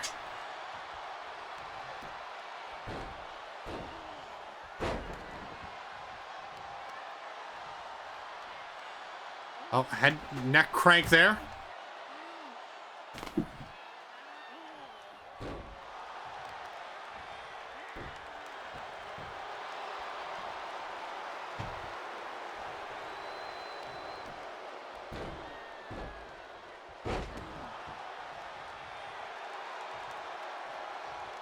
Oh, Hana rolling out to the outside of the ring. And Sayden to the top turnbuckle. Leg drop to the outside. Another brutal leg drop, and then just ground and pound on Hana's head there.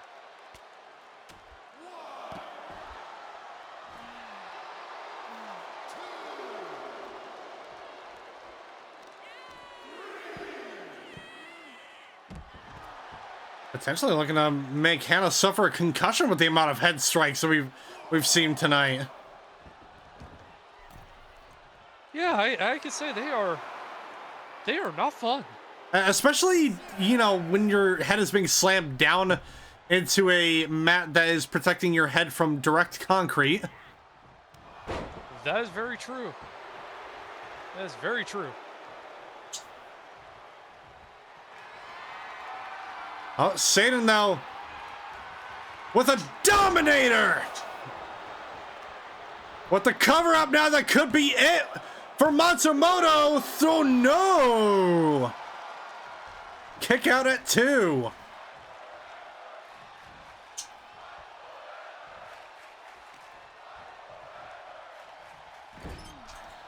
Taking Hana into the corner, but Hana reversing Sayden in the corner now. Scoop slam, Hana. That's what I'm playing here with the middle turnbuckle. Oh! I believe that was Harumageddon by Hana. 2. No. Hana probably trying to figure out what she needs to do here. A little bit of frustration setting in, but she can't let that get the better of her. Actually, I got that wrong. That was the Onikiri Hiza. Regardless, yeah. Regardless, not enough to put Sayden away. But now, oh! 1, 2. Kick out at 2.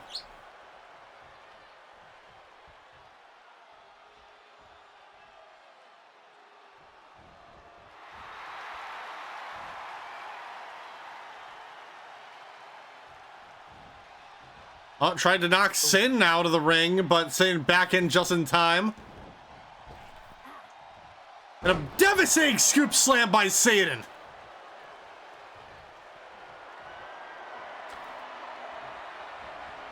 Oh, and Sayden with another dominator to Hana in the middle of the ring this time. 1, 2, 3.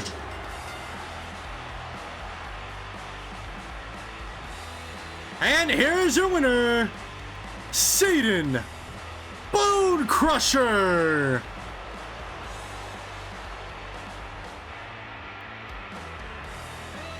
Tell you what, that's quite the win for the Fangs of Vega here tonight. An emphatic win at that one. 2 Devastators. Hana had it in her tonight, but just 2 of those in short order. Be able to put anybody down by the looks of it. Yeah. And that's not the only member of the Matsumoto family we'll be seeing here tonight in your next penultimate matchup of the night, ladies and gentlemen. We have Reid, your Synthwave champion, up next. And let's go ahead and head down to ringside and see who she'll be facing here tonight.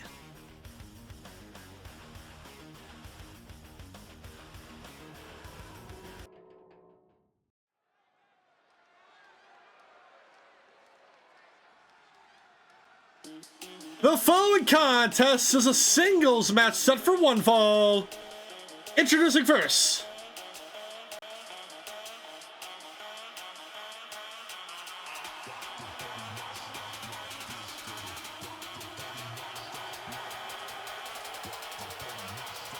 representing the Lucha Queens, Hi-Jinx.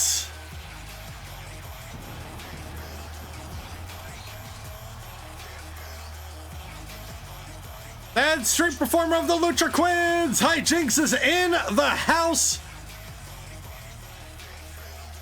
bringing the groove to WPW. Also, the owner of the ever so acclaimed Thrills Kicks sneakers. Get yourself a pair over in the merch hall. I just got my new set in the mail. I am super happy with them. They don't even need broken in. Like, how are they pre-broken in? They're just that good. I'm not questioning it. It's just, wow.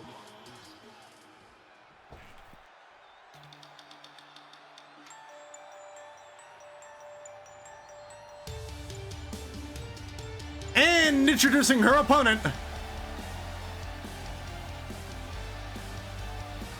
representing the Matsumoto family, she is the WPW Synthwave Champion, Reid.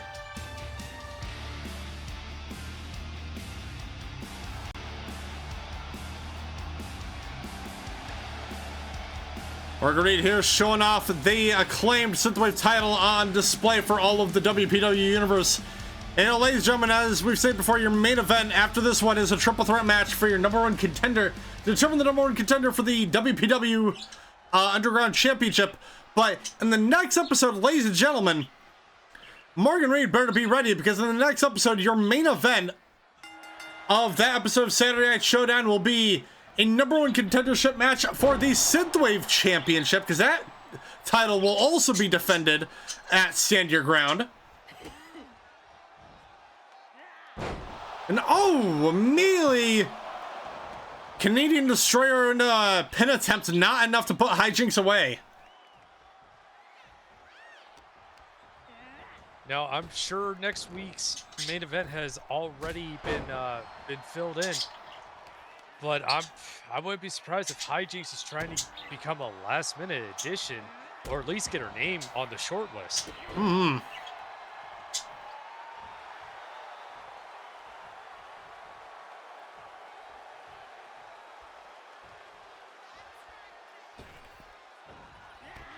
Oh!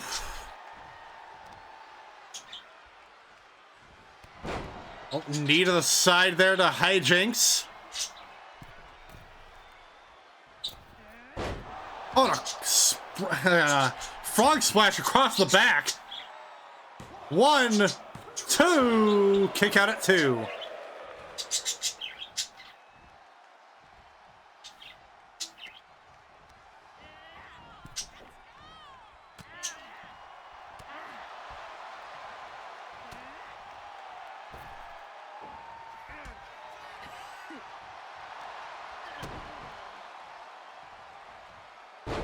Oh, neck breaker there by Morgan.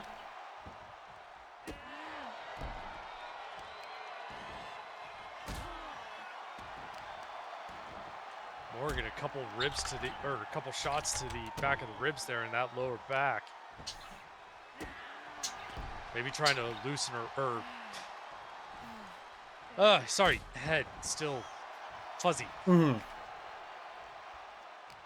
Trying to soften up the lower back there. Oh, kick to the gut by Hi-Jinx. Continuing to prompt to assault there on Morgan, but Morgan catching her with that DDT.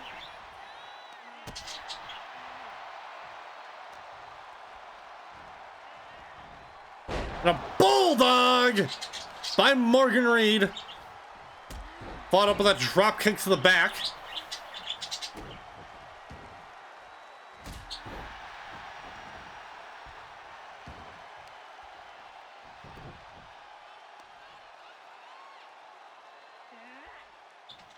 Now going after the ankle there. Maybe try and see if she can take away the vertical base here. Try to see if she can maybe ground the high flyer. Hi-Jinx quickly heading back out. Oh, oh, not enough to, not enough to really recover there. As Marguerite hit her with that that DDT on the outside. A spin kick to the gut.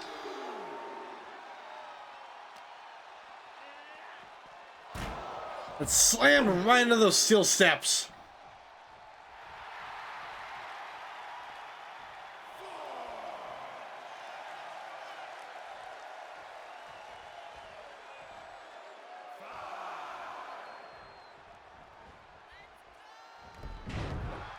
Oof. Head scissor takedown though by Morgan Reid. Oh, went for that maneuver from the middle turnbuckle. Hi-Jinx dodging out of the way. Oh.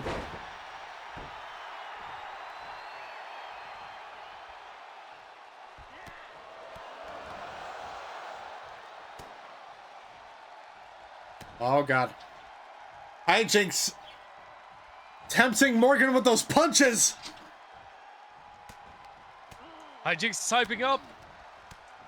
3 to the head. And a big boot. Followed up with that leg drop. And then Anything's a off. standing moonsault to boot. Great showmanship there by Hi-Jinx.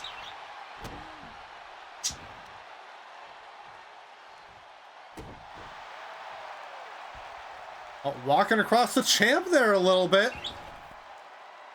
And, oh, a little too eager there with that, undershooting that maneuver from the top rope.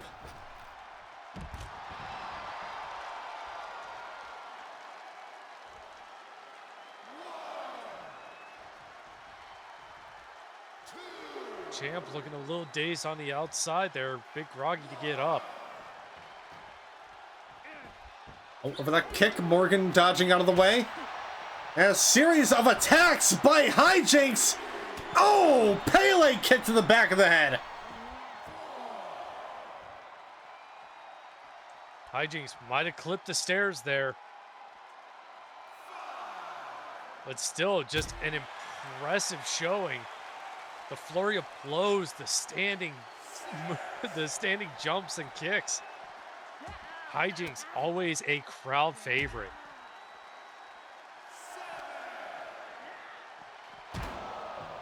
Ooh, slammed into the steel steps there.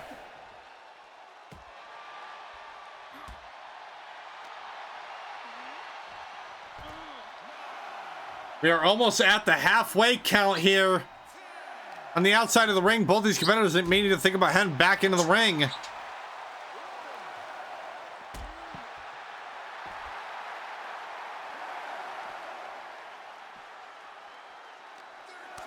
We're at the count of 13 here, ladies and gentlemen. Oh, Morgan Reid. Is Morgan Reid looking for a count-out victory, possibly? At the count of 16, and Hi-Jinx looks like she's going to be able to get back in the ring in time. Maybe not. Oh, wait, hold on. Oh, back in the ring at 18. Morgan tried her best to keep Hi-Jinx on the outside of those ropes. An attempt, but still a kick out at the count of 1. Morgan tried for that Galaxy Brain strategy just to delay Hi-Jinx getting back in as long as possible. Hip toss there by Morgan. Oh, and oh, double knee to the back.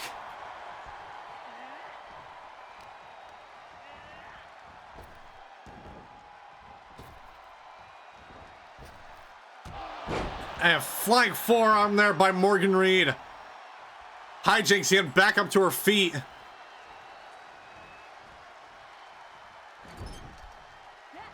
Into the corner though. Scoop slam. See what Morgan Reid has planned here. We've been looking for an adrenaline rush. We may. Oh no! Hi-Jinx dodging out of the way. The Pele kick by the Lucha Queen.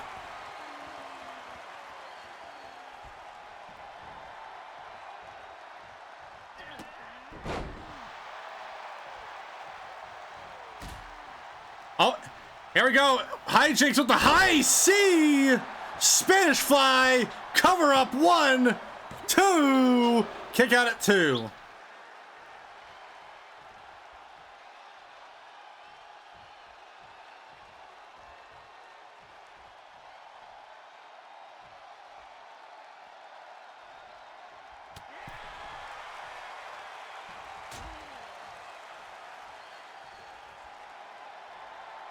Oh, stunner off the apron.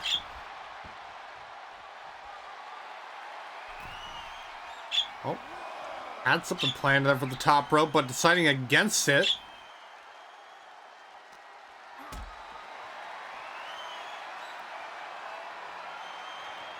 Oh, Hi-Jinx though, with the power bomb, and oh, slammed right into the side there.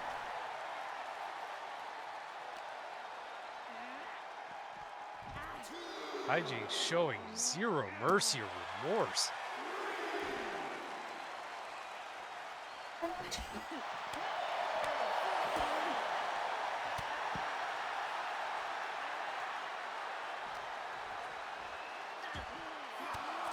Hi-Jinx may be a little bit goofy on the inside, but obviously, as we've seen on the outside, very, very devastating individual.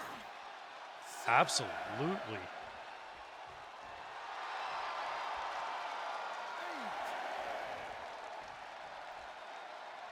For a second there, it was almost like Hi-Jinx might have taken a bad shoe review personally from Morgan. Ooh. Drop kick to the back there.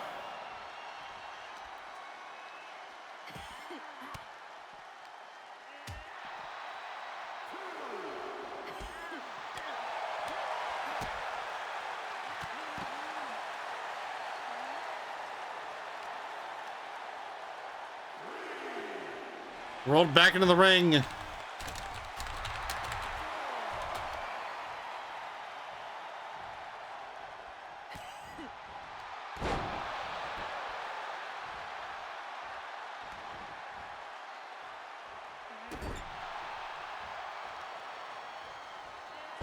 Oh, slammed Hi-Jinx down to the mat.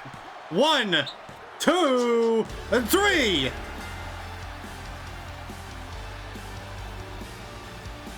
And here's your winner, Morgan Reid.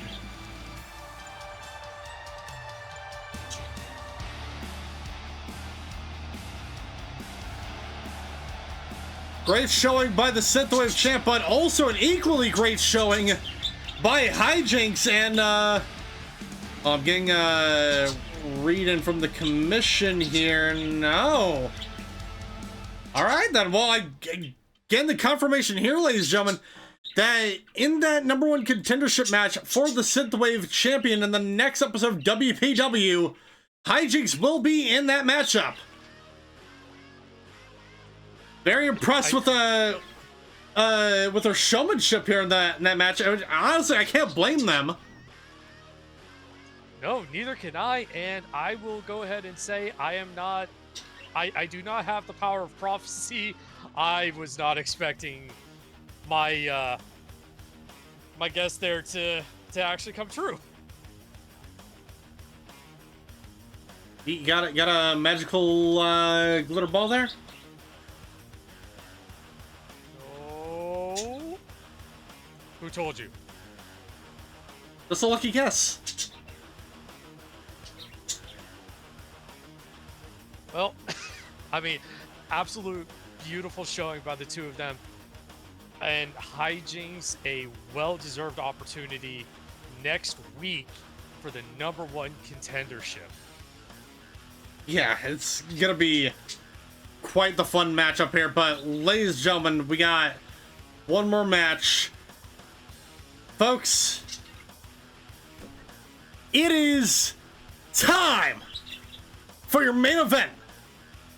It is a triple threat match to determine your #1 contender for the WPW Underground Championship to see who will face Greg Terrace at WPW Stand Your Ground. And that matchup is next. Are you ready for this, Andrew? I am. This is going to be fun.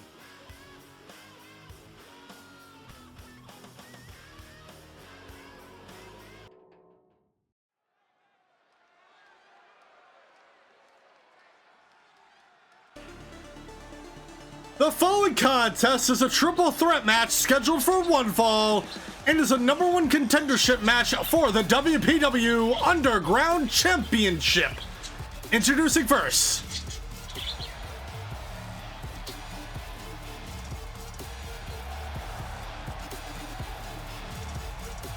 he is the sheriff of WPW, Montgunnery.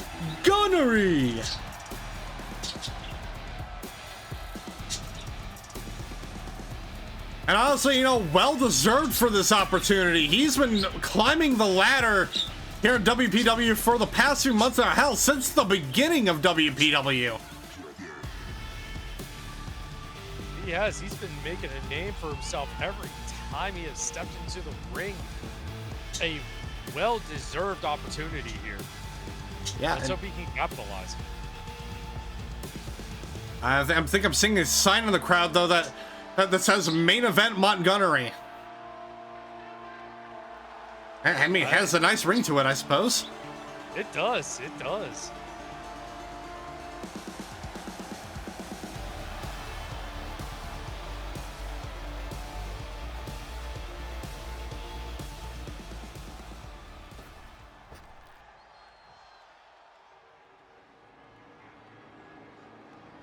And introducing second,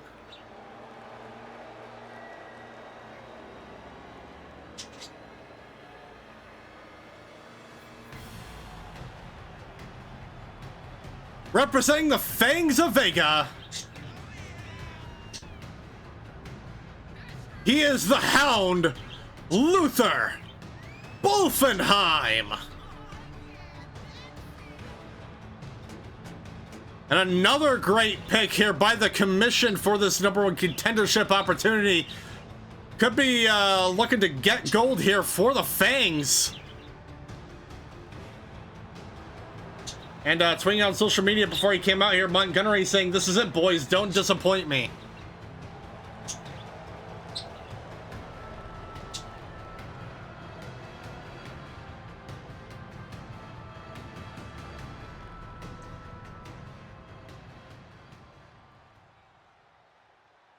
Hey, let's go! And introducing third. Wrestling out of the backstage area, weighing in at 600 pounds, Girthquake.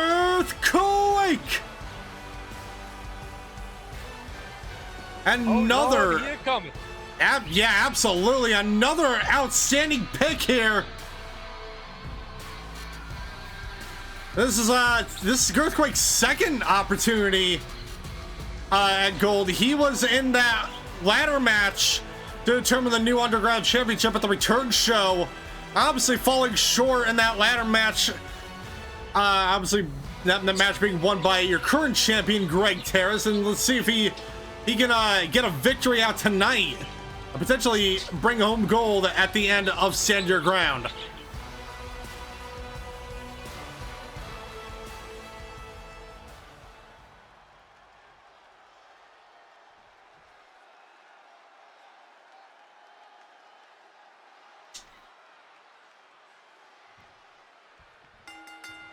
And here we go.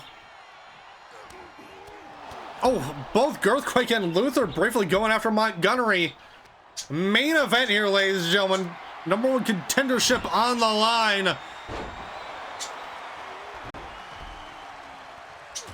Girthquake just throwing the two of them around like it is nothing. But quickly being put down by Luther. Montgunnery, though, with that standing bulldog there.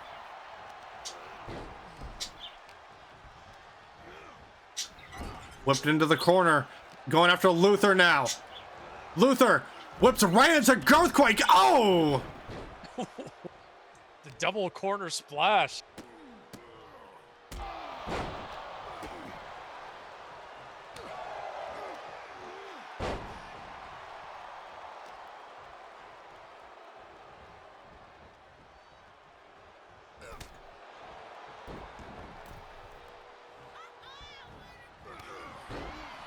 Oof, knocking down Luther, now choking the life out of Montgunnery. And as we saw earlier in the opening match, ladies and gentlemen, no disqualifications. Anything goes in these matchups here, so we could be looking for a devastating matchup here tonight. And here we go, beating the drums of war onto Girthquake.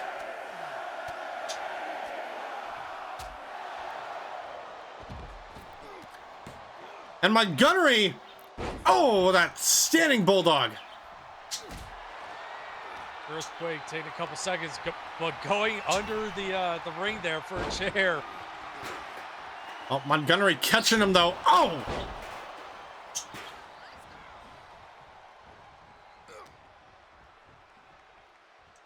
Here's an interesting question. Do you think Girthquake supplied all the weapons underneath the ring tonight? I wouldn't be surprised. He does help up. He does help put together the. He does help put the ring together for the show. Yeah, he does. He does. He does a lot of good work in the back too. Yeah, incredible hard worker. Oh, back body drop there by Girthquake. Whipped into that corner. Oh, clothesline by Luther. Oh, going underneath the. With the kendo stick, Montgunnery once again catching him. Girthquake with that chair again. Oh, right behind Montgunnery. Oh! And oh, twice with the chair.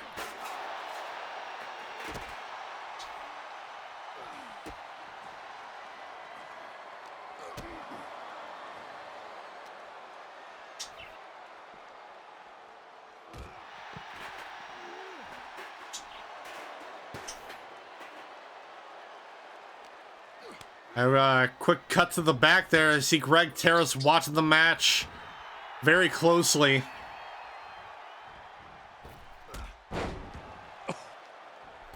Luther with that spring missile dropkick. I'm not even sure what you would probably call that. Knee drop there. Went for the pump kick on Montgunnery, but missed. Caught Girthquake with one, but barely stunned the big man. Oh, knocked into the Girthquake there. Right quick. Fireman's carry. And snake eyes to Montgunnery. And the headbutt shot by Girthquake.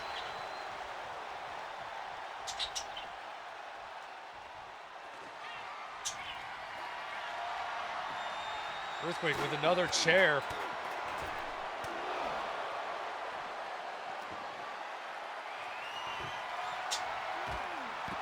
And Montgunnery with the table.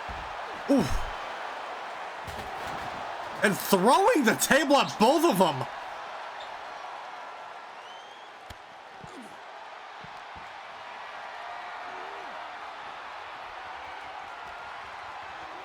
I'm sorry, did Girthquake just use his belly to knock Montgunnery away? I mean, hey, when you got that much weight on you, use that to your advantage any way possible.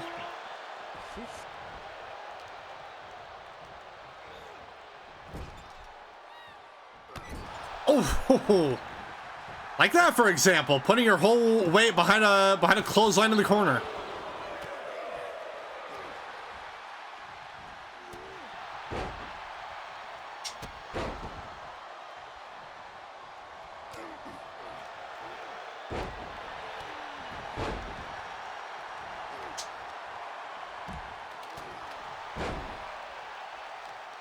Blow after blow being exchanged by these three gentlemen. Everybody wants their shot at Greg's title. Montgunnery with that spinning head scissor takedown to Luther. Girthquake from behind. Onto the ropes. Series of elbows to the back. Oh! To the jaw, though, by Luther.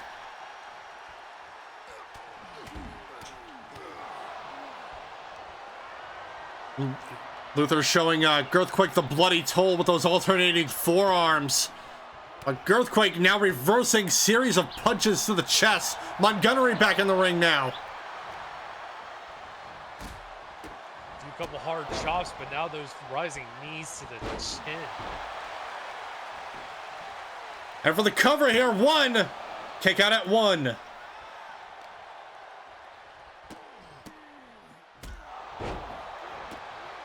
Oh, takedown there by Montgunnery to Girthquake, though. Getting back up to his feet.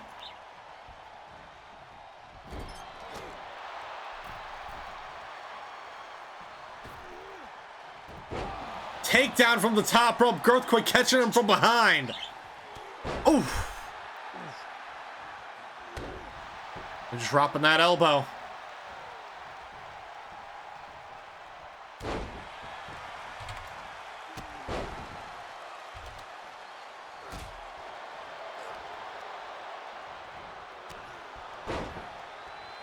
Forearm to the jaw. Yeah, Luther with a couple headshots there on Girthquake. Montgunnery. See if he can take the vertical out of the big guy. Yeah, Montgunnery able to recover on the outside. And oh my God. Tried that submission attempt on Luther, not enough to take him down. And then, oh, a DDT to Girthquake.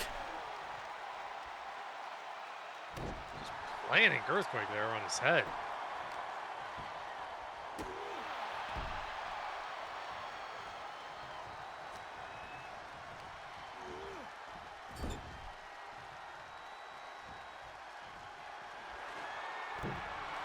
Oh, getting him to the tree of woe. Luther, though, with the hockey stick. It is still hockey season. Oh, DDT, though, not allowing him to use it.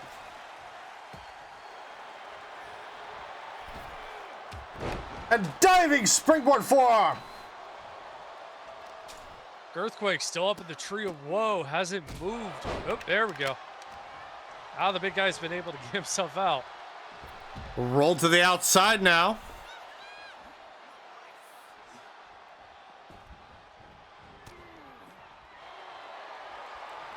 Oh. Luther locking in a sleeper hold on Montgunnery, but Montgunnery reversing with a stunner.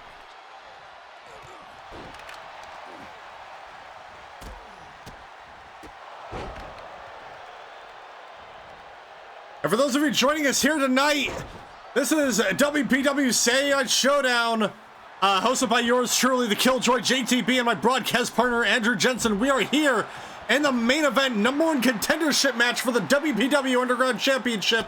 Luther, Bolphonheim, Girthquake, and Montgunnery competing to see who will face Greg Terrace for the Underground title at Stand Your Ground.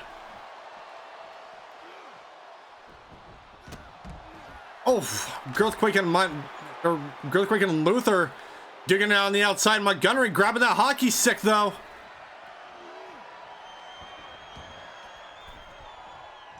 Luther getting tossed back in the ring. Oh, tried to hit him with that hockey stick. Luther not able to land it, though. And whoa, devastating German suplex there by Girthquake with the cover, too. What a kick out at 2. Oh my, Luther almost clearing the ring there. Oh, sliding drop kick there by Montgunnery as he makes his entry back in the ring.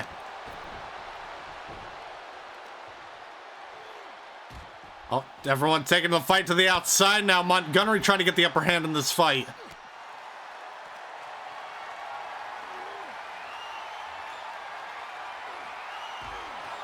Oof, as Girthquake drops him onto the barricade there. Very devastating. Oh, knee to the jaw, though, by Luther.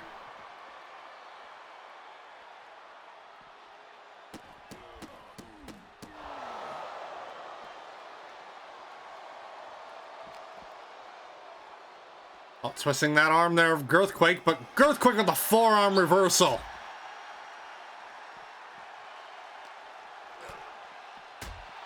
Montgunnery taking some pot shots, though, on both Girthquake and Luther. And then Luther just absolutely dropping Girthquake on his face on the outside there. Once again with the hockey stick, Montgunnery able to use it then on both Luther and Girthquake. Did a couple slappers.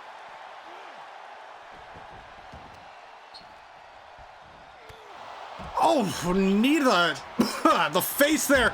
Oh! Busting open Girthquake, but Montgunnery missing that daredevil dive from the top. Montgunnery went over, Luther went under.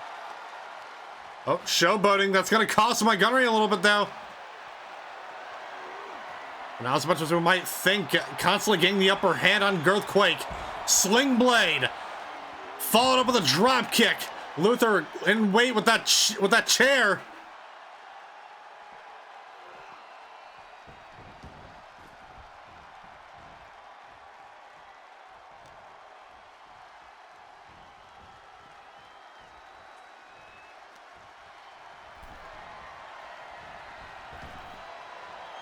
Oh, over.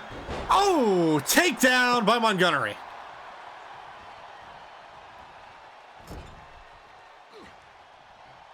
All these men have been putting on an absolute clinic. That headbutt by Girthquake enough to bust open Montgunnery. Oh no. Oh, I think looking for a meteor crash there.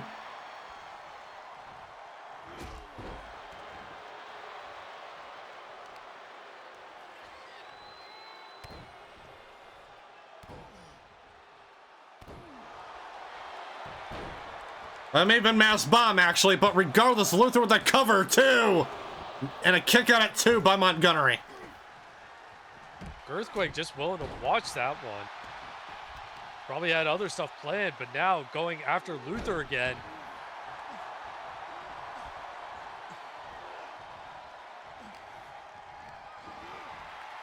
Oh, Gunnery Oh, he's got Barbie!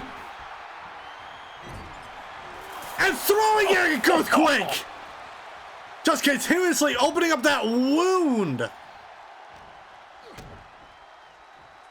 Luther, the only one not bleeding in this matchup. Only a matter of time before that's going to change. With how these guys have been going, we might need a whole blood bank by the time this is done. Yeah, oh, submission attempt to lock down on Montgunnery. Luther back up to his feet, able to break up the attempt. And a springboard forearm.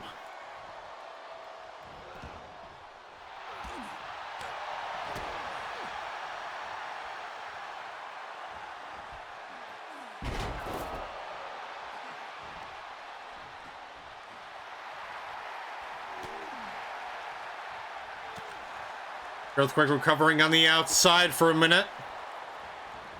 Oh, God. Oh, Girthquake grabbing that steel chair.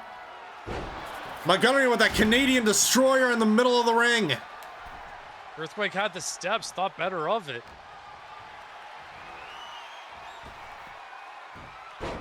Oh. A head scissor takedown and want the cover. 1, 2. Kick out at 2. Kind of stunned there. He was looking right at Luther in the corner as he did it, almost daring him to get up.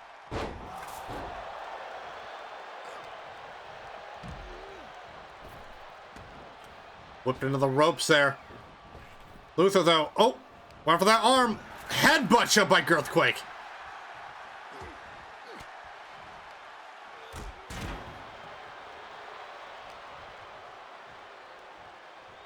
Oh, Montgunnery going back underneath the ring for another weapon. This time grabbing sledgehammer. He's got the equalizer, unable to use it though.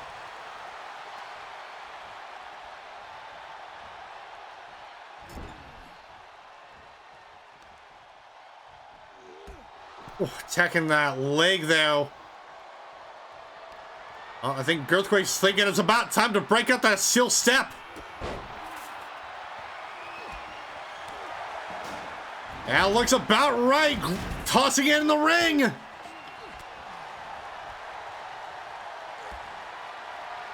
We knew this was going to be devastating, but I don't think any of us had this in mind. Oh! That Uranagi by Girthquake, just absolutely devastating, and launching Montgunnery in the air. Montgunnery is not a small man. Just to get thrown in the air like that.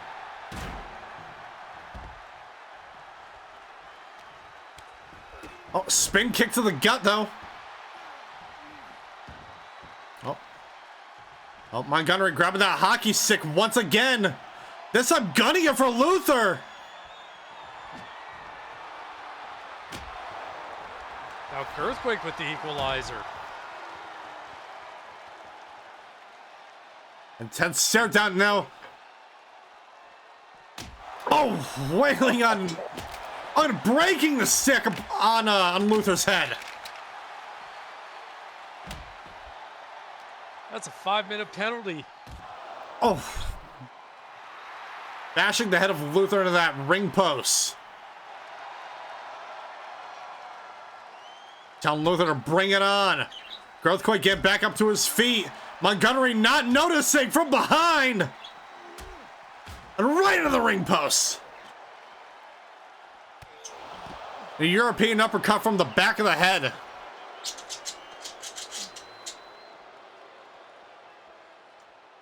European uppercut sending Girthquake right into the ring post there.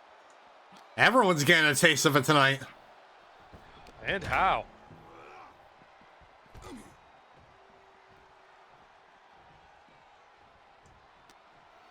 Oh no. Girthquake's got Barbie.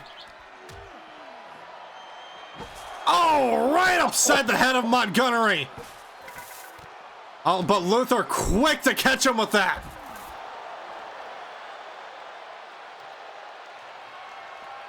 Now Luther using Barbie to his advantage on both of them.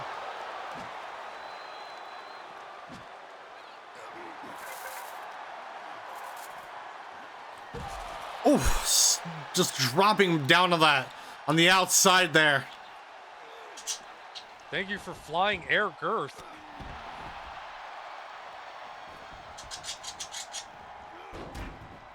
All over the drop kick, but Luther dodging out of the way. Whipped into the corner. Oh! With the clothesline, going for the cover, but Montgunnery right there to break up the pin attempt.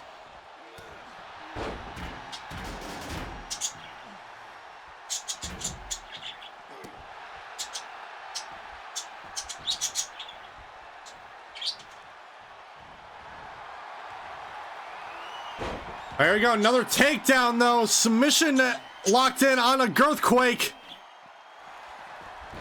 Girthquake able to escape Luther from behind. Big man does not tap, but how much more is in all three of their tanks? They have been beating the ever-loving crap out of each other.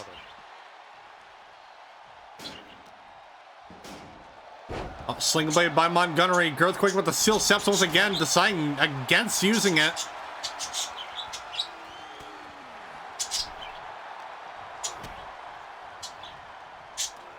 Another Canadian destroyer by Montgunnery. Girthquake though, putting his full weight behind him, knocking Montgunnery down. Oh, Montgunnery reversing it. DDT by the Sheriff.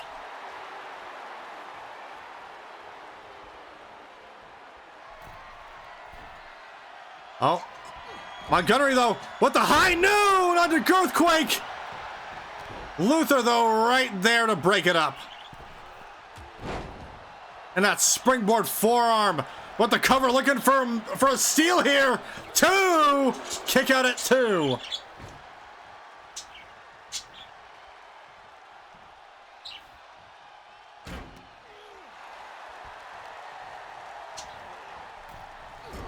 Whipped into the corner. Oh, clothesline by Girthquake.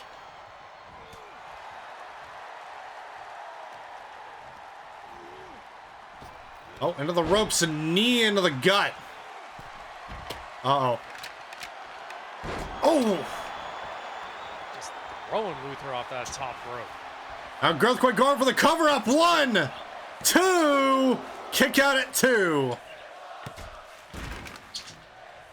Crowd going absolutely wild here tonight.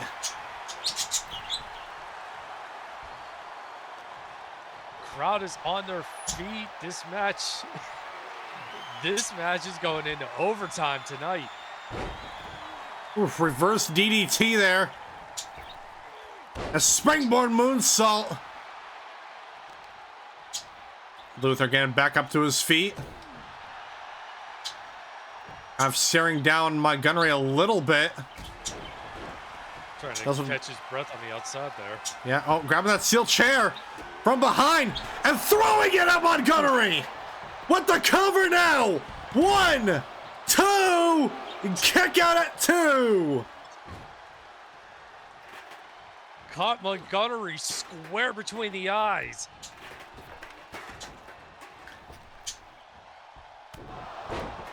Those are probably telling him you're gonna go far, kid, but oh, but in a different sort of way, it seems.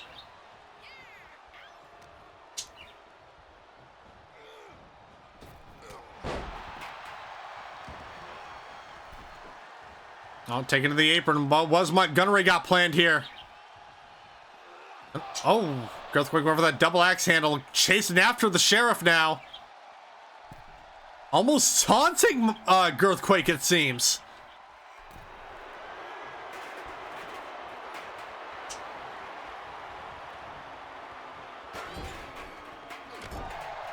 To the corner. Oh, super kick to the back of the head by Luther. And throwing the chair once again at Montgunnery.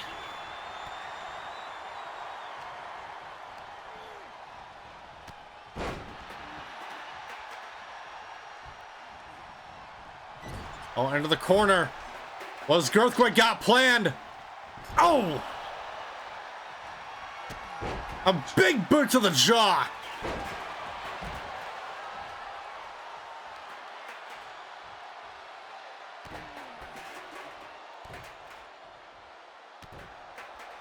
It's almost like nobody has an exact answer for each other.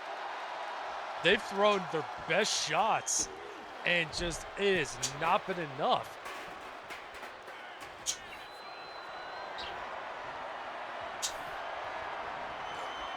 And snake eyes to Luther off the turnbuckle. Going for the cover. Montgunnery able to break it up. Montgunnery was on roller skates there for a second. Snapped Here we out go. just in Montgunnery, time. though, with a standoff to Girthquake. Going for the cover. 1, 2, 3. Here is your winner and the #1 contender for the WPW Underground Championship, Montgunnery.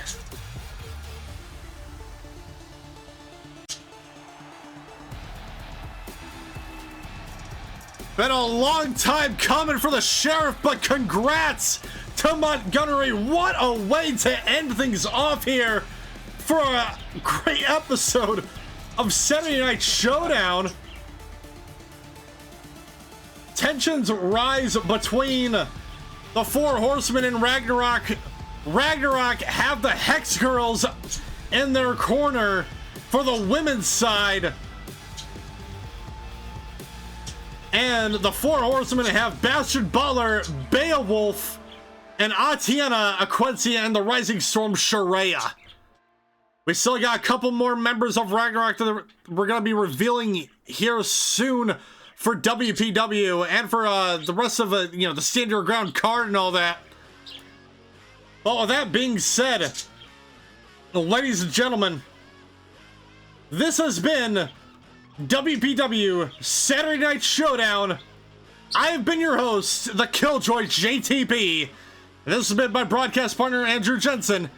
And we'll catch you guys next time in the underground. Have a good night, everyone, and see ya.